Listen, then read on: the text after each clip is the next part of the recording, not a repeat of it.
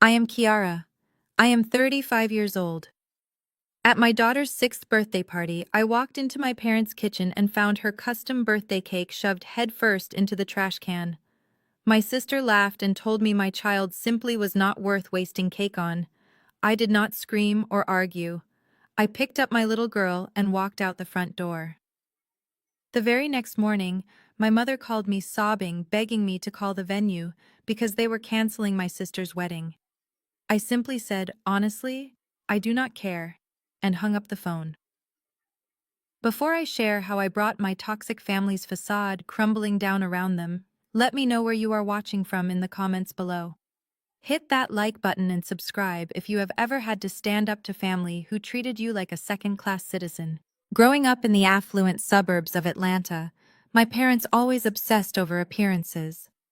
Our sprawling brick estate with its perfectly manicured lawns and grand circular driveway was a monument to their desperate need for social validation. Inside those heavy oak doors, however, the warmth was entirely artificial. I learned early on that love in the Addams household was a finite resource, and almost all of it was fiercely reserved for my younger sister Chantel. Today was supposed to be a rare exception.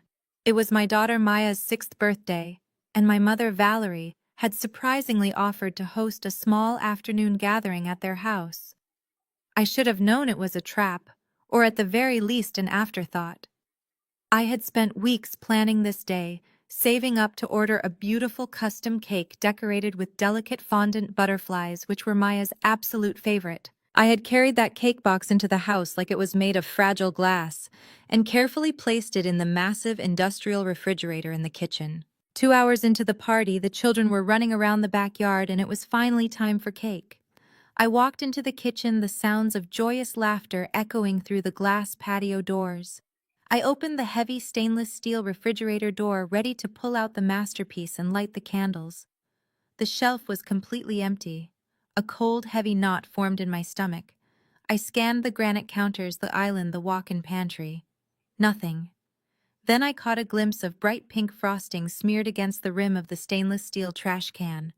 I stepped closer, my heart dropping into my shoes.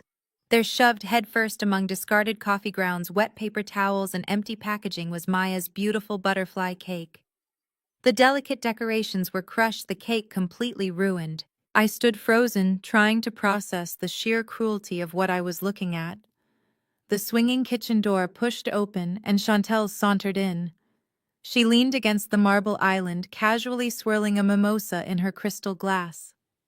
At 28, Chantel was the family's undisputed golden child, a former pageant queen who had never worked a single day in her life, coasting entirely on our parents' money and her own manufactured charm.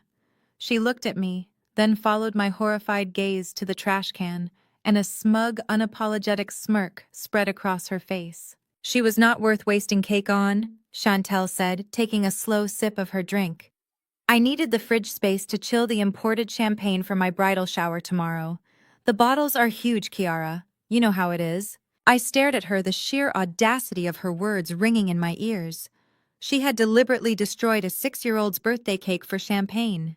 Before I could even formulate a response to this incredible display of selfishness, the kitchen door swung open again. My mother Valerie breezed in, wearing her pristine tennis whites, fresh from her morning match at the country club. I pointed to the trash can, my voice trembling with suppressed rage, demanding to know why my daughter's cake had been thrown away like garbage. Instead of reprimanding Chantel, my mother sighed heavily, looking at me with her familiar disdain. Kiara, please do not start your usual drama, she said casually, adjusting her diamond tennis bracelet. Maya is just a child. She will not remember having some silly cake. Your sister's wedding to Connor is next month. Marrying into the Sterling family is elevating our entire legacy in this city. She is under immense stress, and you need to be more accommodating to her needs. The words hit me like a physical blow, yet they were entirely consistent with 35 years of history. This was the same woman who had flatly refused to co-sign my student loans, forcing me to work 3 grueling jobs to fund my own way through my historically black university. Meanwhile, They had gleefully mortgaged this very house to buy Chantel a brand new Mercedes for her high school graduation and fund a lavish lifestyle she had never earned. I was the dark-skinned, fiercely independent, difficult older sister who had to bleed for every inch of ground I stood on. Chantel was the delicate princess who was currently securing their ultimate social prize by marrying Connor, a wealthy white man from a prominent old money family. In my mother's eyes, my daughter's joy was a completely acceptable sacrifice for Chantel's convenience. In the past, I would have screamed. I would have argued until my throat was raw, trying desperately to make them understand my pain, trying to force them to love me and my daughter the way they loved Chantel. But standing in that cold, beautiful kitchen, looking at the ruined pink frosting and my mother's dismissive face, the final thread tying me to this toxic family simply snapped. Words were wasted on people who were utterly committed to misunderstanding you. I did not raise my voice. I did not shed a single tear. I quietly pulled the ruined cake box from the trash and set it on the counter. "Enjoy your champagne," I said softly. "Have a wonderful life." I walked out of the kitchen and into the bright sunlight of the backyard. Maya was giggling, playing tag with a cousin. I knelt down, smoothed her hair, and gently told her it was time to go. She looked confused but took my hand obediently. We walked through the grand living room past my father Tyrone, who was watching a golf tournament and did not even look up to say goodbye. We walked out the heavy oak front doors and down the sweeping driveway. I felt a profound sense of finality with every step. I was closing the door on my family, forever choosing my peace and my daughter's dignity over their endless cycle of emotional abuse. I reached my car and carefully buckled Maya into her car seat. I promised her we were going straight to the best bakery in downtown Atlanta to pick out the biggest, most chocolate-filled cake they had. Her tears quickly turned back to bright smiles, her innocent resilience, a stark contrast to the cruelty we had just left behind. I closed her door and walked around to the driver's side, exhaling a long, shaky breath. Just as I settled into the driver's seat and started the engine, my phone vibrated intensely in my purse. I pulled it out, fully expecting an angry text from my mother blaming me for ruining the afternoon. Instead, the screen displayed a high-priority automated security alert from my holding company's secure server. I stared at the notification, my blood running completely cold. The alert read, "Urgent. Unauthorized signature detected on the Grand Magnolia Wedding Gala contract. $150,000 owner's family comp applied. Pending immediate review." I sat frozen in the driver's seat, the engine humming quietly around me.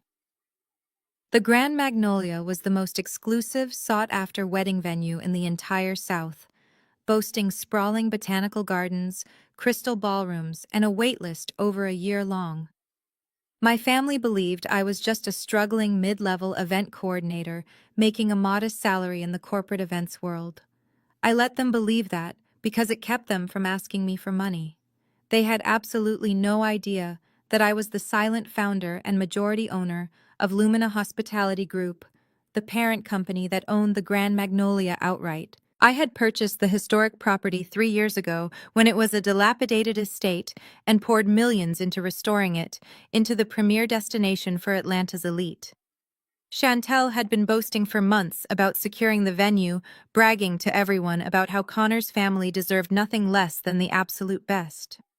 I had deliberately kept my ownership a secret, telling the venue management to treat her like any other client. Now I understood how she had managed to secure a booking that typically required a massive deposit she could never afford. My sister and my parents had not just trashed my little girl's birthday cake. In their desperate attempt to secure a luxury wedding they could not actually afford, they had stolen my identity. They had forged my signature to apply a massive family discount, assuming my bosses would just blindly approve a massive comp without verifying it with me. They had committed felony fraud in my name. A slow, chilling realization washed over me as I looked back at the imposing brick facade of my parents' house. They thought I was weak. They thought I was a failure they could discard and use at their convenience. They had no idea they had just handed me the exact weapon I needed to destroy their entire world. I stare at the stainless steel trash can, watching the bright pink buttercream frosting melt into the wet, dark sludge of morning coffee grounds. My hands rest firmly at my sides. I do not scream. I do not throw my purse across the marble island. I do not reach out and snatch the crystal mimosa glass from Chantel's perfectly manicured fingers. Years of being the designated family scapegoat have taught me a bitter but invaluable lesson. Words are wasted in this house. Any reaction, any display of genuine hurt or righteous anger will only be weaponized against me. They will call me aggressive. They will call me jealous. They will spin the narrative to make me the angry, difficult, dark-skinned older sister who is trying to ruin the golden child's bridal shower. I refuse to play my assigned role in their toxic script today. My mother, Valerie, stands beside the refrigerator in her pristine white tennis skirt, her arms crossed, waiting for me to explode. She wants the fight. She wants the justification to push me out so Chantel can have the entire house for her champagne delivery. I deny her the satisfaction. I slowly reach into the trash can, careful to avoid the discarded food scraps, and pull out the crushed cardboard bakery box. The beautiful fondant butterflies I spent weeks designing with the pastry chef are mangled beyond recognition. It breaks my heart for Maya, but I keep my face completely blank. I turn on my heel and walk out of the kitchen without uttering a single syllable. Behind me, I can hear Chantel scoff, whispering something to our mother about my attitude, but the sound fades as I cross the threshold into the expansive sunlit living room. The entire house is a monument to my parents' desperate need for social validation. Vaulted ceilings, imported chandeliers, and rented modern art cover the walls. It is a hollow display of wealth they can barely afford, funded entirely by their dangerous obsession with keeping up appearances. My father, Tyrone, is sitting in his leather recliner staring at a golf tournament on the massive flat-screen television. He does not even glance in my direction. He does not ask where the birthday cake is. He does not care. Maya is sitting on the plush rug near the bay windows, quietly playing with a set of wooden blocks. She looks up at me with her big, trusting brown eyes, wearing the little pink tulle dress she picked out specifically for today. My chest tightens with a fierce, protective love. I kneel down beside her, keeping my voice soft and steady. I tell her it is time for us to go, to... She tilts her head, her braids falling over her shoulder. "But what about the cake, Mommy?" she asks innocently. We did not sing happy birthday yet. I swallow the sharp lump in my throat. I force a bright, reassuring smile onto my face. I promise her that we are going to go on a special adventure to the best bakery in downtown Atlanta, and she can pick out the biggest, most chocolate-filled cake in the entire display case. Her eyes light up instantly. She drops the blocks and grabs my hand, her disappointment vanishing with the resilient joy only a 6-year-old can muster. I stand up, holding her small hand firmly in mine. I look toward the hallway where my mother has just emerged from the kitchen, waiting for the final showdown. I look at my father, who finally mutes the television and turns his head. I hold my head high, projecting an aura of absolute calm. "Enjoy your champagne," I say, my voice carrying clearly across the quiet room. "Have a wonderful life." I do not wait for their response. I guide Maya to the heavy oak front doors, push them open, and step out into the suffocating humidity of the Atlanta afternoon. The heavy door clicks shut behind us, severing my ties to the Addams family household. I walk down the sweeping brick driveway toward my car, focusing entirely on the sound of the gravel crunching beneath my shoes and the warm pressure of my daughter's hand. I open the rear door of my SUV and gently lift Maya into her car seat. She hums a little song to herself as I carefully snap the heavy buckles into place, completely unaware of the massive familial fracture that has just occurred. I brush a kiss against her forehead, close her door, and walk around to the driver's side. I slide behind the steering wheel and close my eyes for a fraction of a second. I let out a long, shaky breath, allowing the adrenaline to slowly ebb from my bloodstream. Before I can shift the car into drive, my phone begins to vibrate violently inside my purse. I assume it is Valerie calling to berate me for walking out, or to complain about my lack of respect for Chantel's upcoming wedding. I pull the phone out, fully intending to block her number right then and there. Instead, the screen illuminates with a high-priority automated security alert from my corporate holding company's secure server. I stare at the bold red text on the screen, my brow furrowing in confusion. The notification reads, "Urgent. Unauthorized signature detected on the Grand Magnolia Wedding Gala contract. $150,000 owner's comp applied, pending immediate review." The air in the car suddenly feels incredibly thin. I read the notification a second time, then a third, my mind racing to process the magnitude of those two sentences. The Grand Magnolia is the most exclusive, fiercely sought-after wedding venue in the entire South. It boasts sprawling manicured botanical gardens, a historic mansion converted into a crystal ballroom, and a waitlist that stretches well over a year. My family, locked in their own delusions of grandeur, firmly believes I am just a struggling mid-level event coordinator making a modest salary in the corporate events world. I let them believe that narrative because it keeps them from constantly asking me for money. They have absolutely no idea that I am the silent founder, CEO, and majority owner of Lumina Hospitality Group, the parent company that owns the Grand Magnolia outright. I purchased the historic property 3 years ago when it was a dilapidated estate. I poured millions of my own hard-earned capital into restoring it, transforming it into the premier destination for Atlanta's elite. Chantel has been boasting for months about miraculously securing the venue for her wedding to Connor Sterling.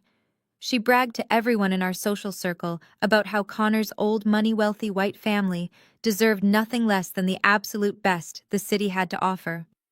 I had deliberately kept my ownership a secret, explicitly telling my venue management team to treat her like any other demanding client and to charge her the full premium rate. I sit in the quiet, air-conditioned cabin of my car, piecing the puzzle together. I know exactly how much the Sterling wedding package costs. $150,000.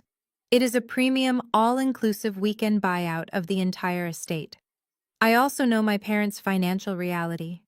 They remortgaged their home twice just to keep up appearances and fund Chantel's designer lifestyle. They do not have $150,000 to spend on a venue.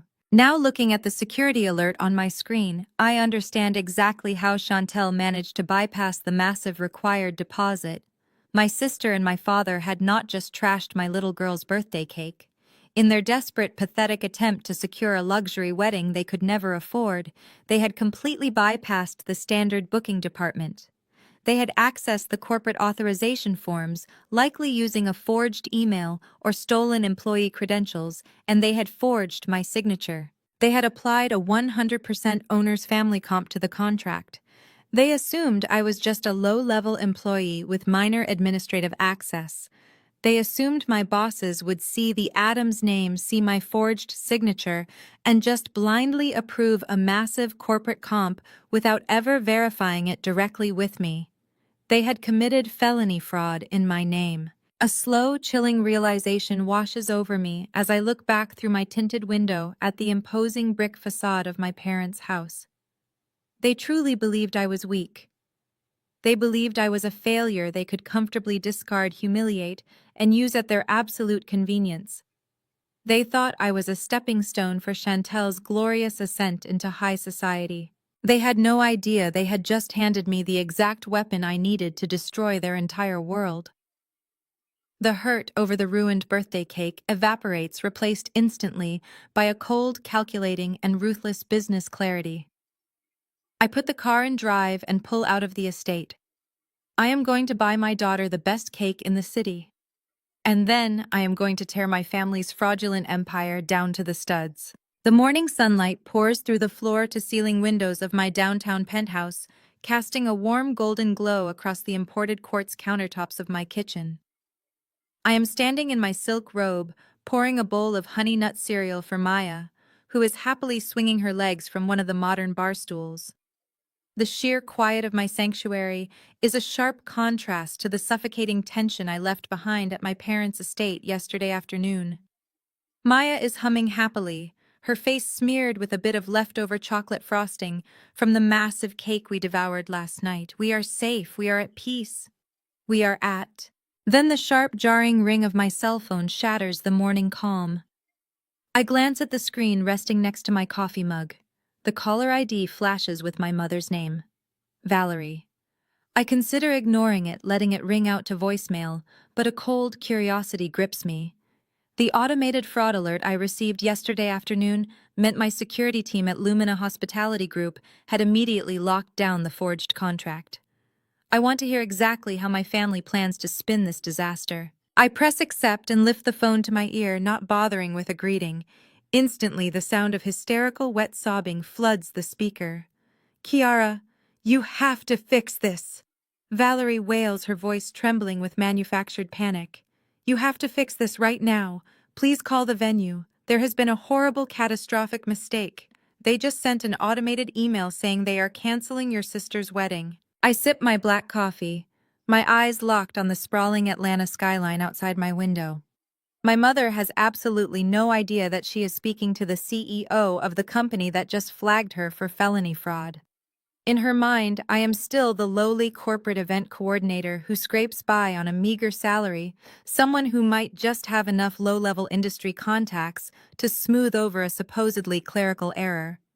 She actually expects me to leverage my professional reputation to save the very event they tried to steal from me. Are you listening to me, Kiara? Valerie cries out, her breath hitching dramatically. You know people in this industry. You know how these booking systems work. Call the manager at the Grand Magnolia immediately. Tell them Chantel is your sister, and they need to reinstate the contract. Connor's mother is flying in from London next week for the final tasting. If this wedding falls apart, our family is ruined. Please. I listened to the desperation in her voice. Yesterday, my daughter's tears meant absolutely nothing to her. Maya's ruined birthday cake was simply collateral damage in the grand pursuit of chilling imported champagne for Chantel. Now when her golden child's social climbing is threatened, the tears flow like a river. The hypocrisy is so thick it practically chokes the air in the room. I do not raise my voice. I do not ask her why the venue was cancelled, deliberately withholding the fact that I already hold the forged contract in my secure corporate files. I simply speak with icy, unwavering precision. Honestly, I do not care. I pull the phone away from my ear and press the red button, cutting off her theatrical gasps. I set the device face down on the counter and turn back to Maya, offering her a bright smile as I hand her a glass of orange juice. For exactly 10 seconds, the penthouse returns to its tranquil state. Then the phone violently vibrates against the quartz. Valerie is calling back. This time when I answer, the sobbing is entirely gone.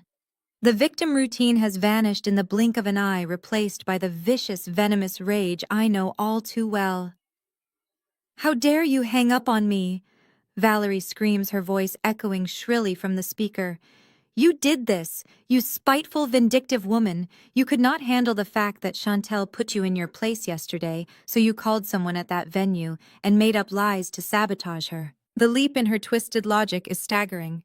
She genuinely believes I am a jealous sibling trying to ruin a contract out of petty spite, completely blind to the fact that her husband forged a $150,000 corporate comp. She does not wait for me to defend myself.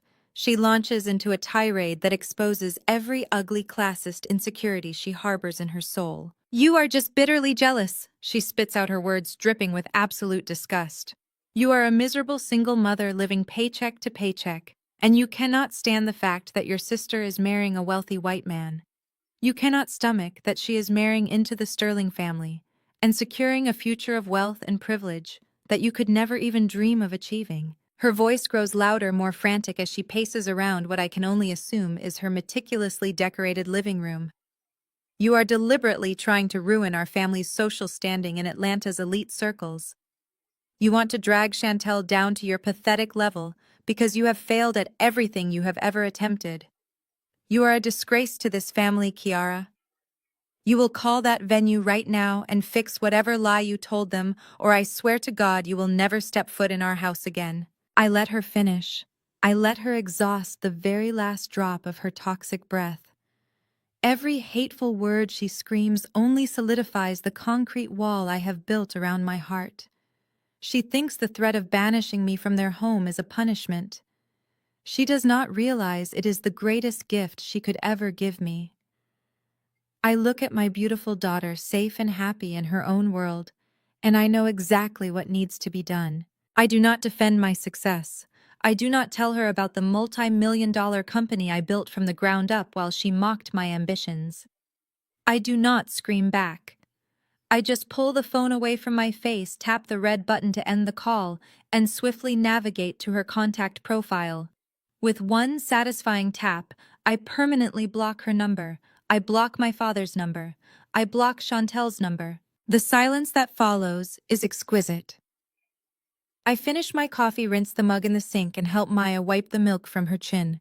It is time to get her dressed for school, and more importantly, it is time for me to go to the office. The time for silent exits has officially passed. Now it is time to unleash the real consequences.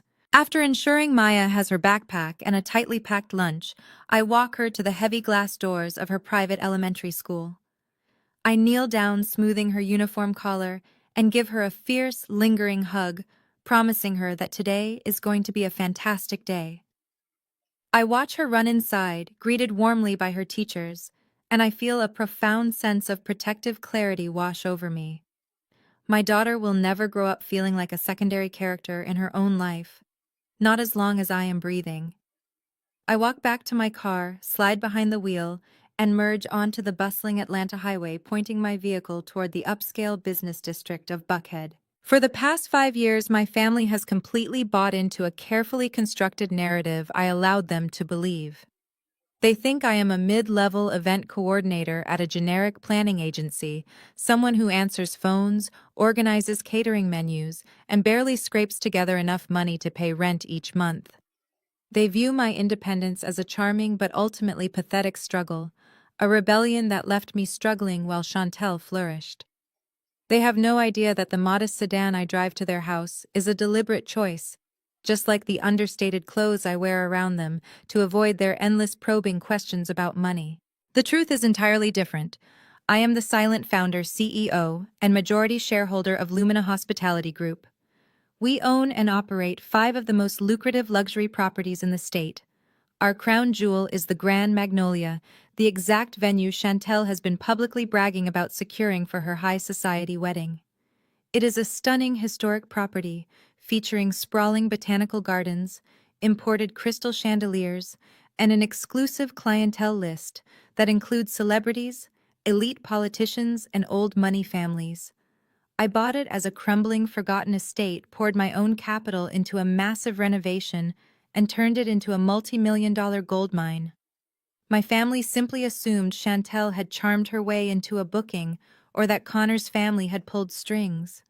They never knew they were walking straight into my territory. I pull into my reserved spot in the secure underground parking garage of the Lumina corporate high-rise.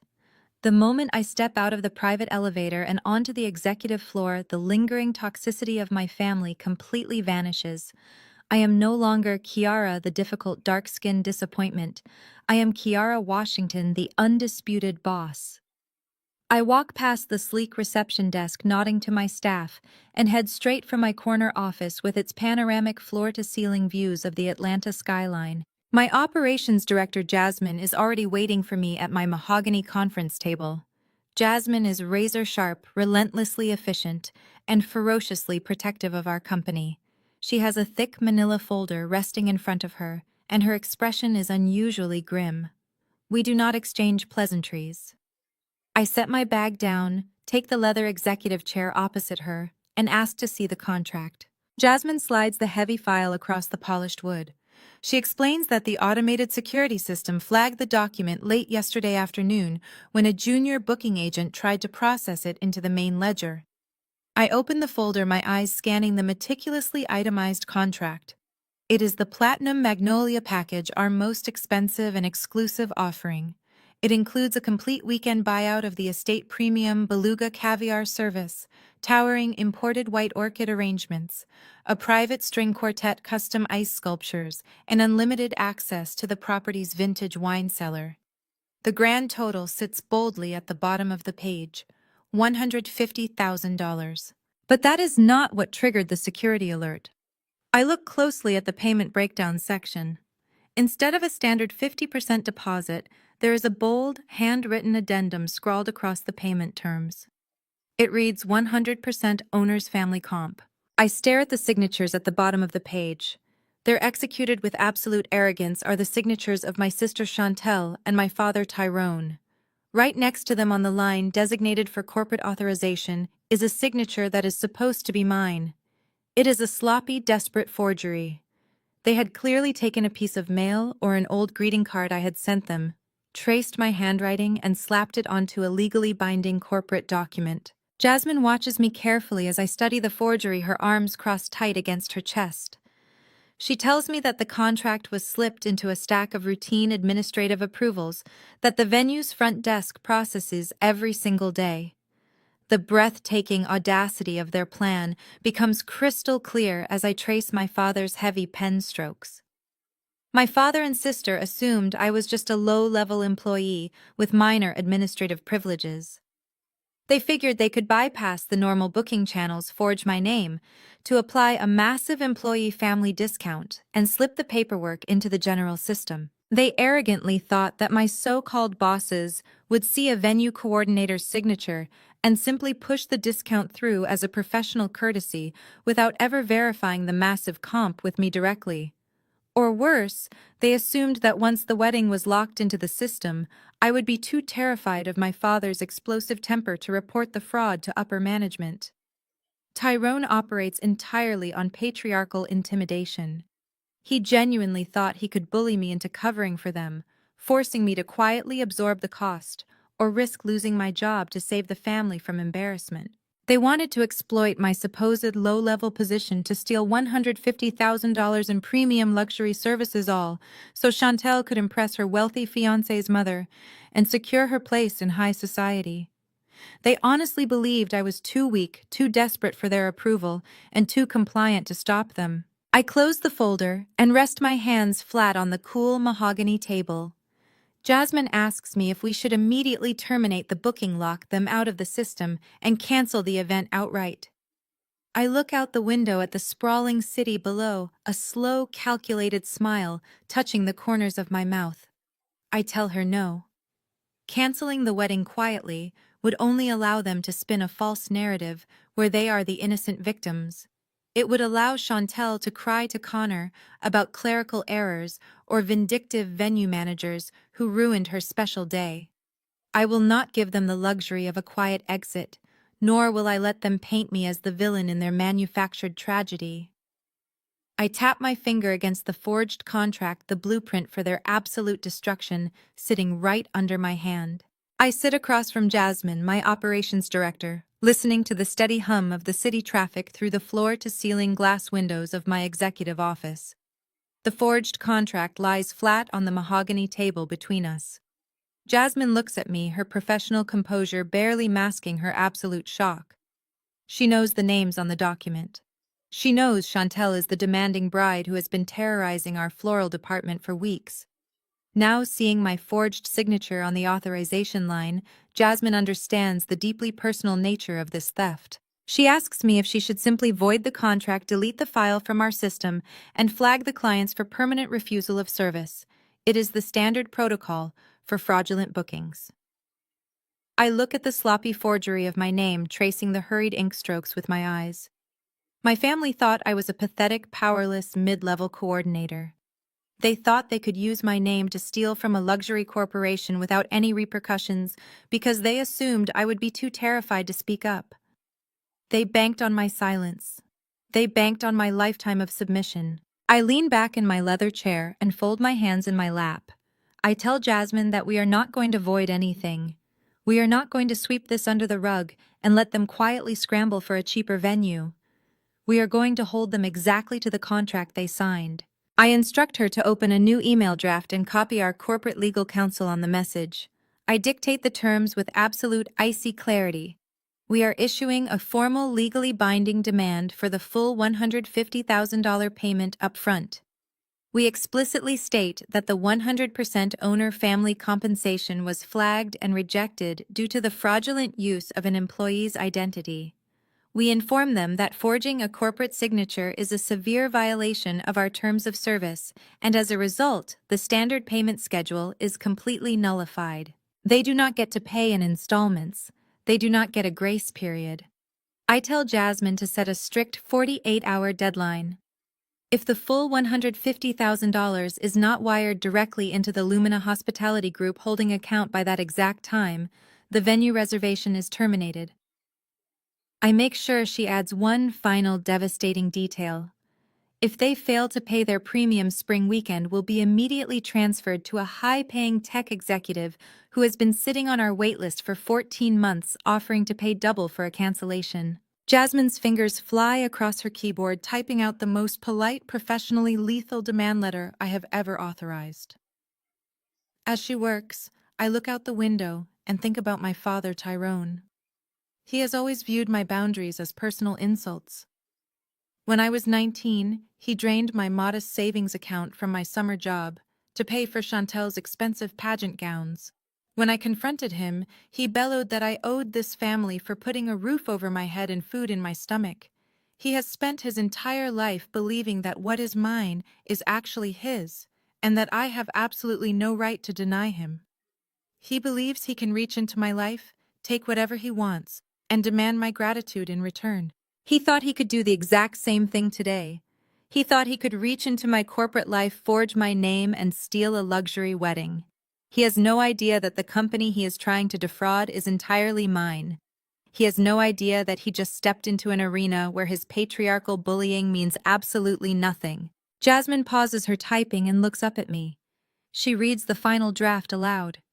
It is a masterpiece of corporate intimidation, completely stripped of any emotion, laying out the undeniable facts of their fraud and the massive financial penalty required to fix it. She asks me if I am absolutely sure I want to send this to my own father. I think about Maya crying in the car. I think about the ruined birthday cake shoved into the garbage. I tell Jasmine I have never been more certain of anything in my entire life. Jasmine hits the send button. The email vanishes from her screen, instantly transmitting to my father's primary business account. The trap is officially set. Now the ticking clock begins. I sit in the quiet calm of my office, sipping a fresh glass of sparkling water, waiting for the inevitable explosion. My family relies entirely on the illusion of wealth. I know for a fact that they have maxed out their credit limits and taken out predatory loans just to keep up with Connor's elite social circle. They do not have $150,000 sitting in a checking account. They literally cannot pay this demand. And without this venue, Chantel's carefully constructed facade of high society dominance will crumble instantly. 10 minutes pass. The silence in the executive suite is heavy, thick with anticipation. Then the absolute chaos begins. A furious, violent pounding rattles the heavy glass doors of my executive suite. I hear the muffled, frantic voice of Sarah, our front desk receptionist, telling someone they cannot enter a restricted area without a security pass. Her protests are completely ignored. Heavy, aggressive footsteps stomp across the polished hardwood floors of the outer office. The heavy mahogany door to my private office flies open, hitting the wall with a loud crack. My father, Tyrone, pushes past the terrified receptionist, his massive frame filling the doorway. His face is flushed a deep, dangerous purple, and the veins in his neck are visibly bulging against the collar of his golf shirt. In his trembling fist, he is clutching a hastily printed copy of the cease and desist letter Jasmine just sent. He marches straight toward my desk, completely oblivious to the expensive surroundings, blinded by his own narcissistic rage. He assumes I am just a worker sitting in a borrowed office. He stops right in front of me, raises his fist, and slams it down onto my mahogany desk with enough force to make my coffee mug rattle. "You think you can play games with this family's future?" He bellows, his voice echoing violently off the glass walls. I do not flinch. I do not blink. I remain perfectly still in my leather executive chair, watching my father's face contort with a volatile, aggressive rage that used to send me running for cover when I was a child. The sparkling water inside my crystal glass ripples from the immense force of his fist, striking the mahogany wood, but I do not reach for it. I simply let him stand there, his chest heaving heavily beneath his cheap golf shirt, his aggressively applied cologne completely failing to mask the sour metallic stench of his own desperation. Jasmine, sitting across from me at the conference table, immediately pushes her chair back. Her hand hovers over the desk phone to summon building security, her eyes flashing with a fiercely protective anger. I raise a single finger silently signaling her to stop. I want this. I need to hear every single word he has to say. Tyrone leans forward, planting both of his heavy hands flat on my desk. He is deliberately trying to use his massive physical frame to cast a shadow over me. He wants me to feel small. He wants me to feel like the helpless, obedient teenager he could easily bully into total submission. He waves the crumpled printed copy of the demand letter right in my face, the paper shaking in his grip. You think you can send me a formal demand for $150,000?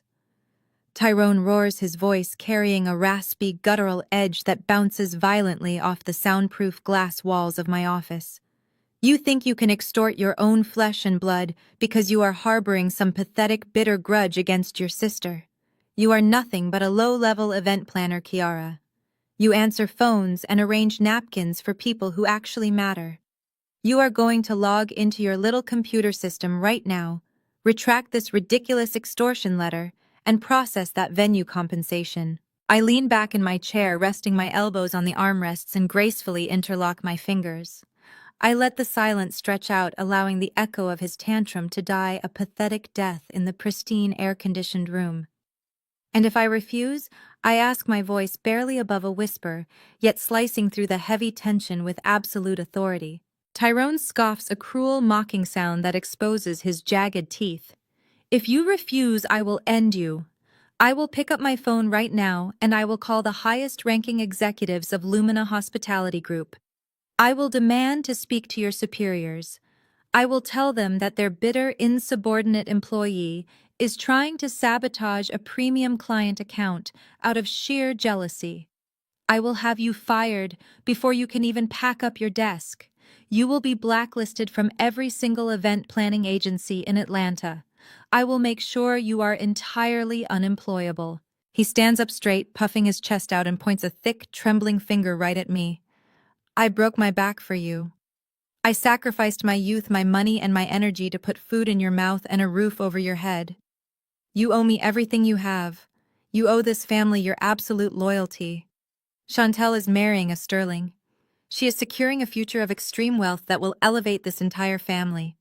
She deserves a perfect wedding day, and you are going to facilitate it, or I will personally ruin your pathetic little career. He crosses his arms, waiting for me to apologize. He is waiting for the tears.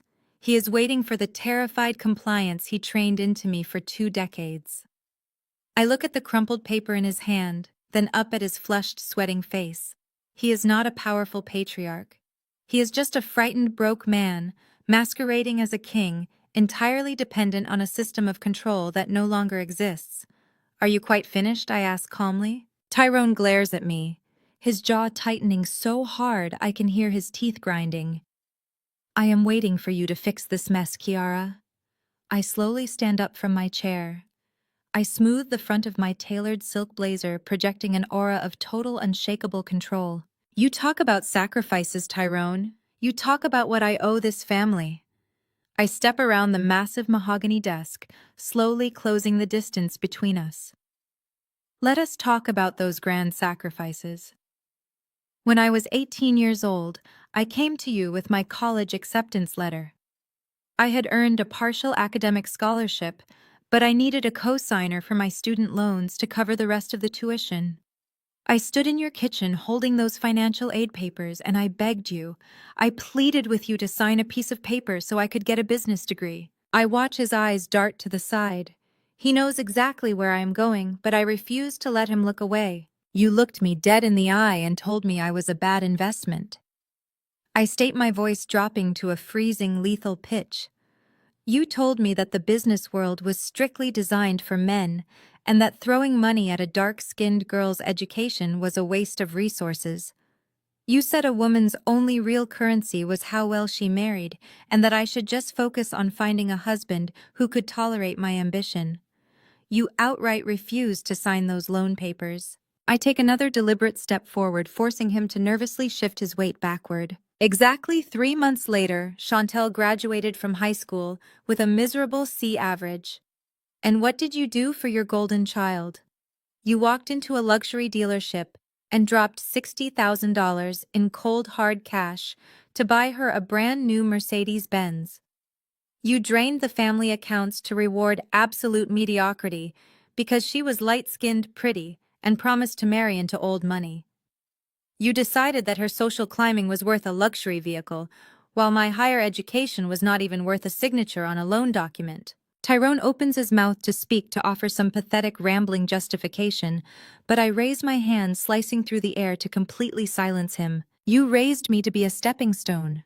You cultivated a toxic patriarchal household where women are either trophies to be traded for social status or mules to bear the weight of your financial failures. You firmly believed that I would just sit quietly in the shadows for the rest of my life, absorbing your daily insults and catering to Chantel's extravagant delusions. I turn and gesture toward the forged contract resting on the conference table next to Jasmine. And now you boldly walk into this building after committing felony fraud. You forge my name on a legally binding corporate document to steal $150,000 in premium luxury services because you are completely broke. You remortgaged your house twice to fund Chantel's designer wardrobe, and now you have absolutely no way to pay for the wedding you promised the Sterling family. You thought you could just bully your weak, low-level daughter into hiding your crime. I lean in close, lowering my voice so he has to strain to hear the absolute finality in my words. You want to call my superiors Tyrone. You want to call the executives at Lumina Hospitality Group and demand my immediate termination. Go right ahead. Pick up your phone right now. Call the CEO. I watch a wave of deep confusion wash over his face. He looks at me, his brow furrowed, then glances nervously at Jasmine, who is staring back at him with a cold, predatory smile. The realization has not fully hit his ego yet, but the seed of absolute terror has just been planted in his mind. I am not going to retract a single word of that demand letter, I tell him, turning my back and walking confidently toward my chair. You have exactly 48 hours to wire $150,000 into the corporate holding account. If that money does not arrive by the deadline, I will not only cancel the wedding entirely, but I will hand that forged contract directly to the Atlanta Police Department. I sit back down, fold my hands, and look at the man who used to terrorize my childhood. Now get out of my office before I have security throw you out onto the pavement. Tyrone stares at me, his chest heaving with exertion, his brain completely short-circuiting at my defiance. For a fleeting second, he looks at me as if I have suddenly begun speaking to him in a foreign language. He is so accustomed to my immediate terrified compliance that my absolute stillness confuses him. He lets out a harsh, barking laugh, a sound devoid of any real humor, designed purely to assert his dominance. You are going to have security throw me out. He mocks, his voice dripping with venomous condescension. You think because you sit in a nice borrowed chair that you have any real power here. I am calling the managing director right now, Kiara. I am going to stand right here and watch you pack your cardboard box. He reaches into the pocket of his slacks and pulls out his cell phone, his thick fingers aggressively tapping the screen to unlock it. He is waiting for me to panic. He is waiting for the tears to well up in my eyes, for me to rush around the desk and beg him to put the phone away. He is waiting for the apology he believes is his divine right as the patriarch of the Addams family. I do not flinch. I do not raise my voice a single decibel. I keep my eyes locked entirely on his face as I reach out and slowly pull open the top drawer of my mahogany desk. My fingers brush against the heavy premium cardstock of my personal stationery. I withdraw a single pristine white card. I place it flat on the polished wood, and with one swift, deliberate motion, I slide it across the expanse of the desk. The card glides with a soft, satisfying whisper, coming to a halt exactly 2 inches from his trembling knuckles. Tyrone stops tapping his phone screen. He glares at the small rectangle of paper, initially refusing to pick it up as if doing so would be a concession to my authority. But human curiosity is a powerful flaw, and his eyes inevitably drop to read the text. The heavy gold foil embossing catches the morning sunlight streaming through the floor-to-ceiling windows, illuminating the elegant typography. It reads Kiara Washington, Founder and Chief Executive Officer, Lumina Hospitality Group.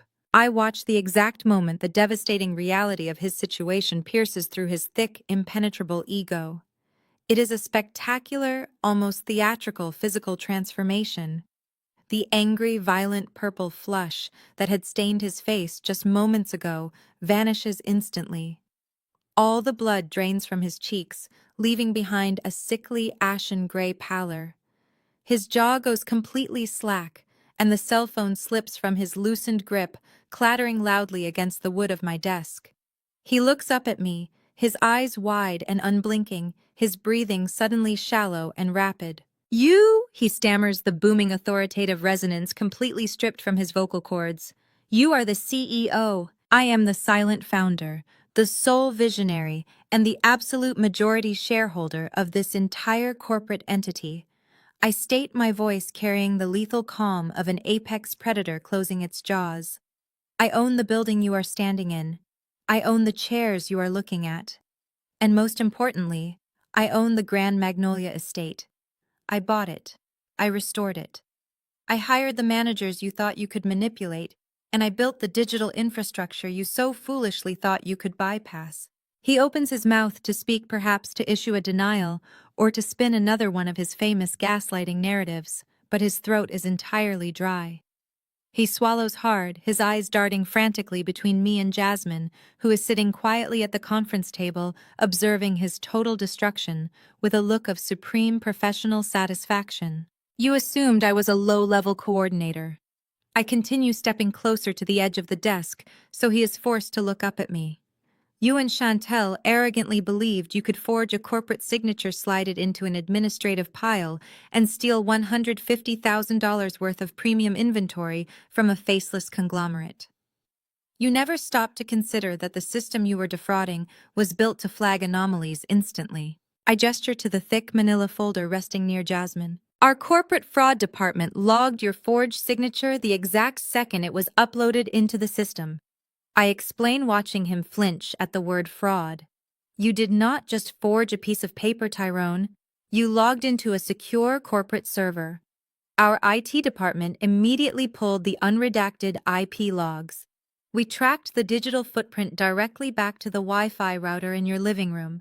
We have the precise timestamp of Chantel logging and the exact keystrokes used to bypass the standard deposit requirements and the digital signature stamp that matches your home network.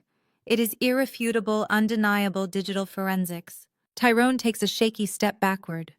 His hand reaches blindly behind him, gripping the back of a guest chair just to keep his knees from buckling. The towering, intimidating father figure has been reduced to a terrified, cornered trespasser. Kiara, please, he whispers, the desperation bleeding through his cracked voice. It was just a misunderstanding. We just wanted Chantel to have a nice day. We can work this out internally. We are family. I laugh. It is a cold, sharp sound that echoes mercilessly in the vast office. We are not family, I correct him, my gaze completely void of any warmth or mercy. We are two parties involved in a severe breach of corporate security, and in the corporate world, actions have massive, devastating consequences. I lean over the desk, bracing my weight on my hands, commanding his total, terrified attention. You have exactly two choices, I tell him, pronouncing every syllable with meticulous care. Your first choice is to wire the full balance of $150,000 directly into the Lumina Hospitality Group holding account by this Friday at exactly 5 p.m. Not a penny less. No payment plans, no extensions. I do not care if you have to remortgage your house a third time. I do not care if you have to sell Chantel's Mercedes or liquidate your retirement fund. You will pay for the premium services you attempted to steal, and Chantel can have her lovely little society wedding. Tyrone shakes his head violently, sweat beading on his forehead. Kiara, I do not have that kind of liquid cash. You know I do not have it. The Sterling family expects this wedding. If we lose the venue, Connor will cancel the engagement. It will ruin her. Then you better choose option 2. I reply smoothly, unfazed by his panic. I straighten my posture and adjust the cuffs of my silk blazer. If that wire transfer does not hit my corporate account by Friday at 5 p.m., the venue goes immediately to a tech executive on our wait list who is offering to pay double for a cancellation. And more importantly, Jasmine will take the unredacted IP logs, the digital timestamps, and the physical forged contract, and she will walk them directly into the precinct of the Atlanta Police Department. Tyrone chokes on his own breath, a strangled gasp escaping his lungs. "You committed felony fraud," I remind him, my voice devoid of any sympathy. "You forged an executive's signature to steal a six-figure service. That carries a mandatory minimum sentence. If you do not pay, I will press maximum charges. I will let the police arrest you and Chantel." Imagine the look on Connor Sterling's face when his beautiful bride is hauled out of your suburban home in handcuffs instead of a wedding gown. Imagine your elite social circle reading the police blotter detailing how the Addams family are nothing but broke, desperate criminals. He stares at me, his eyes bloodshot, his mouth opening and closing in silent horror. He looks at me as if I am a stranger, as if the daughter he spent 2 decades belittling and discarding has been replaced by an absolute monster. He is finally realizing the magnitude of his error. He did not walk into the office of a submissive child he could bully into compliance. He walked into a slaughterhouse and he handed the butcher the knife. Friday at 5 p.m. I repeat my tone, signaling that the meeting is permanently adjourned. "Do not test me, Tyrone. You will lose everything." He does not argue. He does not yell. He does not slam his fist on the desk. The fight has been completely drained from his body. Tyrone slowly backs away from the desk, his hands shaking violently at his sides. He turns around, his broad shoulders slumped in absolute defeat, and stumbles out of the heavy glass doors of the executive suite, leaving nothing behind but the shattered remains of his pathetic ego. The heavy glass doors of the executive suite glide shut, sealing away the pathetic sight of Tyrone fleeing down the corridor. Jasmine lets out a long, slow breath, her hands finally moving away from the security panic button on the underside of the conference table. We sit in the pristine quiet of my office, the air conditioning humming gently above us. The contrast between my father's violent, sweaty desperation and my absolute freezing control is palpable. He thought he was marching into a room to discipline a disobedient teenager. Instead, he walked blindfolded into a corporate fortress where his patriarchal rage holds absolutely zero currency. Before Jasmine can even ask if she should prepare the formal police report, a sharp vibration rattles against the mahogany wood of my desk. My personal cell phone lights up. The screen displays an unknown Atlanta number. I rarely receive calls on this device during business hours, and I never answer unsolicited numbers. But today, the trap is already in motion. I pick it up, sliding my thumb across the screen to answer. I do not say a word, simply holding the receiver to my ear and waiting for the caller to speak first. The voice on the other end is distinctly male. It carries a polished, effortless cadence that practically drips with generational wealth and expensive private schooling. It is a voice accustomed to being heard and obeyed, yet currently it is laced with a heavy, uncomfortable hesitation. He introduces himself as Connor Sterling. I immediately picture his perfectly tailored suits and the immense sprawling commercial real estate empire his family controls. He is Chantel's golden ticket, the billionaire heir she has spent 3 long years desperately trying to trap. Connor clears his throat, politely apologizing for interrupting my workday. He sounds like a man stepping onto a battlefield he does not understand, attempting to mediate a conflict he finds incredibly distasteful. He tells me that he is standing in the foyer of his home and that Chantel is currently locked in the guest bedroom, sobbing uncontrollably. He explains that he is calling me directly because he wants to be a supportive partner to his future wife, but the story he is currently being told makes absolutely no logical sense to him. I lean back in my leather chair, signaling Jasmine to remain seated. I ask Connor to explain exactly what Chantel told him. He hesitates again, his elite manners making it difficult for him to repeat the ugly accusations aloud. Finally, he admits that Chantel claims I was just terminated from my low-level event planning job for severe insubordination. He tells me Chantel is hysterical because, according to her, I used my final moments of access to the corporate system to maliciously cancel their luxury venue reservation out of pure, bitter spite. And the reason for this supposed sabotage, Connor sounds almost embarrassed to say it out loud. He tells me Chantel claims I am holding a psychotic grudge over a ruined birthday cake. He actually tries to mediate using a gentle, soothing tone to tell me that while the incident with Maya's cake was unfortunate, canceling a wedding venue is taking a petty sibling rivalry much too far. I close my eyes for a brief second, absorbing the sheer, staggering magnitude of my sister's deception. It is almost impressive how quickly she manufactured a narrative to cover her tracks. She knows Tyrone failed. She knows the $150,000 extortion trap is closing in on them. So instead of admitting to her billionaire fiancé that her family is completely broke and facing felony fraud charges, she is spinning a fairy tale. She is painting herself as the innocent victim of a jealous, unstable, poverty-stricken sister who lost her mind over a pastry. She is deliberately using Maya's ruined birthday cake to conceal a federal crime. This is Chantel's signature survival tactic. She has spent her entire life isolating her wealthy targets, feeding them carefully curated lies to hide our family's toxic, financially ruined reality. When she dated that investment banker 3 years ago, she told him I was a recovering addict to explain why she refused to invite me to their dinners. She preys on the empathy of decent men, turning my existence into a tragic cautionary tale that makes her look like a resilient angel. She thinks she can run the exact same con on Connor Sterling. She believes she can control the flow of information and paint me as a disgruntled, fired employee before I can expose the truth. I do not raise my voice. I do not sound angry, defensive, or unhinged. I speak to Connor with the measured, terrifying calm of a chief executive officer. I tell him that I appreciate his polite approach and his genuine desire to support his future wife. Then I gently inform him that he is operating under a catastrophic amount of false information. I tell him that I have not been fired. I tell him that a phone conversation is entirely insufficient for the sheer severity of the legal documents currently sitting on my desk. I know the Sterling family owns the massive commercial plaza just 3 blocks away from my building. I instruct Connor to leave his house right now.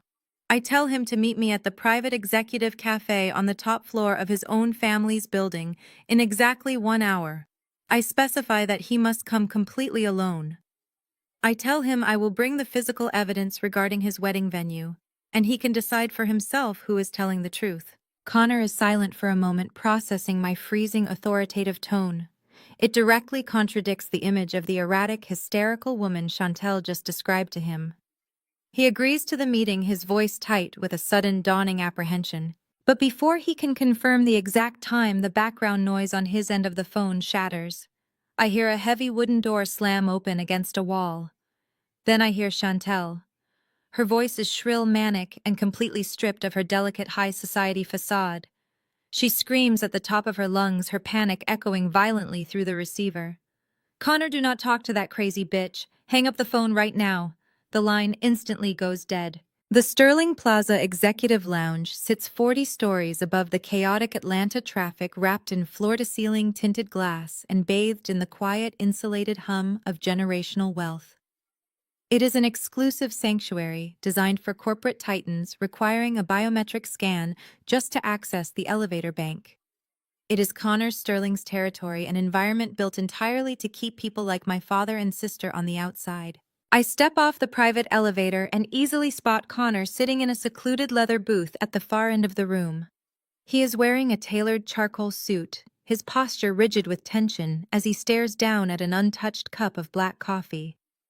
Despite the manic hysteria his fiancée just subjected him to, he immediately stands up when he sees me approaching, pulling out the chair across from him with practiced, polite elegance.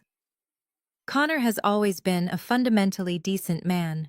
He is kind, well-educated, and entirely oblivious to the predatory nature of the people he is about to marry into. "Thank you for agreeing to meet me, Kiara," he says, his voice low and strained. He signals a waiter to bring me a glass of sparkling water before sitting back down. He folds his hands on the marble table, looking at me with a mixture of confusion and deep concern. I want you to know that I am trying to be objective here. I love Chantel, but the phone call I just had with her left me completely lost. She is hyperventilating in our guest room. She told me you were fired this morning for extreme insubordination. He pauses, choosing his next words very carefully to avoid sounding accusatory. She said your father has been saving money his entire life to pay for this wedding. She told me he was paying the $150,000 entirely out of pocket as a gift to us.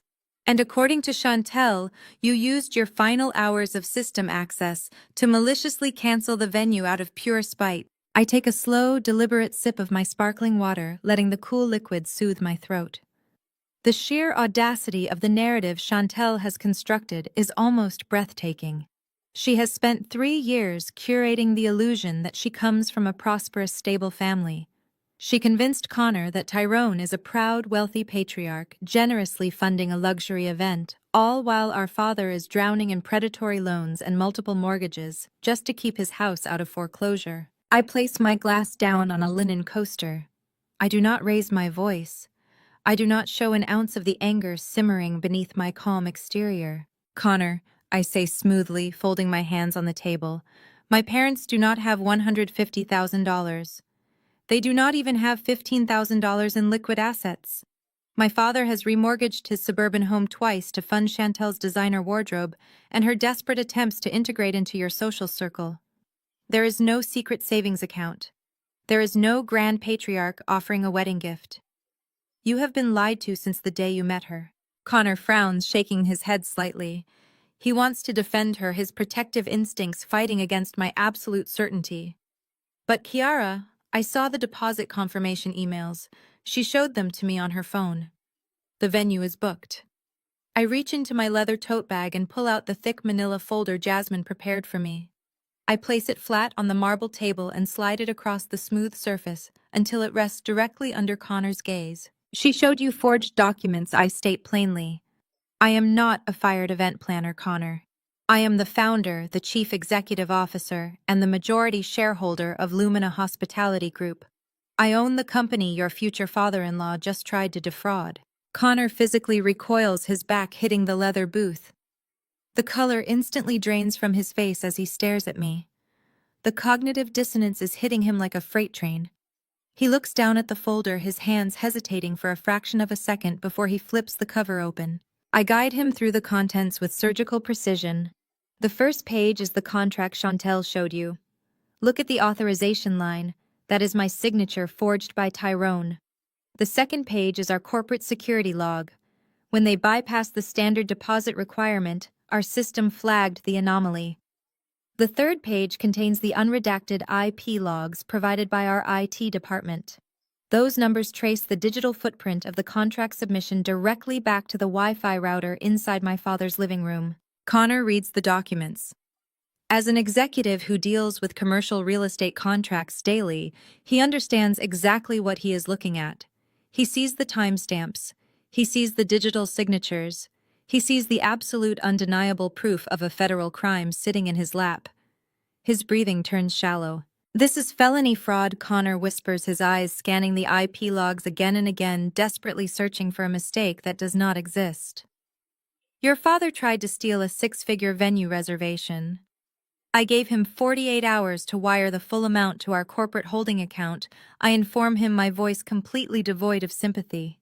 If the money does not clear by Friday at 5 o'clock, I am handing those exact documents over to the Atlanta Police Department. Connor rubs his temples, his mind racing to process the destruction of his perfect reality.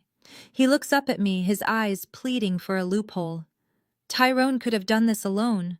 Chantel might not know the extent of his financial ruin. She might genuinely believe he paid for it. She told me you were just angry about a birthday cake. She said you have always been volatile and jealous of her and that you ruined her wedding planning over a pastry. I lean forward, closing the distance between us, ensuring he feels the full weight of my words. Let me tell you the truth about Maya's birthday cake, I say softly. Maya is my 7-year-old niece. Last weekend we threw a small family party for her. I spent hours baking and decorating a custom cake because it was the only thing she asked for. Chantel arrived late carrying a box of fabric swatches for your wedding. She demanded the dining room table. When she was told to wait until after we sang happy birthday to a child, Chantel threw a tantrum. She picked up that custom cake and shoved it directly into the garbage disposal while Maya stood there crying. Connor stares at me in horrified silence. She did not do it by accident, I continue holding his gaze. She did it to reassert her dominance. She did it because for 10 minutes the attention in the room was not focused entirely on her. She is using a story about a ruined cake to convince you that I am unhinged, deliberately masking her own absolute lack of empathy. She is not a victim, Connor. She is a narcissist who uses collateral damage as a stepping stone, and right now you are her biggest stepping stone. Connor looks down at the fraud documents again. His hands are trembling slightly. He is a man who relies on logic and data, and the data in front of him is devastating. The IP logs do not lie. The forged signature does not lie. The fact that I am sitting here as a CEO and not a fired employee destroys every single word Chantel told him just an hour ago. But he loves her. I can see the painful, agonizing conflict warring in his eyes. He is trying to reconcile the elegant, sweet woman who agreed to marry him with the manipulative criminal family staring back at him from the paperwork. He wants to believe she is innocent. He wants to believe she is just the tragic victim of a crazy father and a bitter sister. He touches the edge of the manila folder, hesitating on the precipice of a decision that will alter the rest of his life. The drive back from Sterling Plaza is quiet, the heavy silence of my luxury sedan offering a stark contrast to the absolute devastation I just unleashed. I left Connor sitting in that discreet, dimly lit cafe staring at the physical paperwork as if it were a live grenade. He has the unredacted IP logs. He has the forged contract. He has the brutal, undeniable truth about the woman he is about to marry. The cognitive dissonance was actively fracturing his reality before I even walked out the door. The heavy lifting is done. Or so I think. I pull into the driveway of my home, the quiet, secure sanctuary I built with my own money to protect Maya and myself from the toxic chaos of my blood relatives.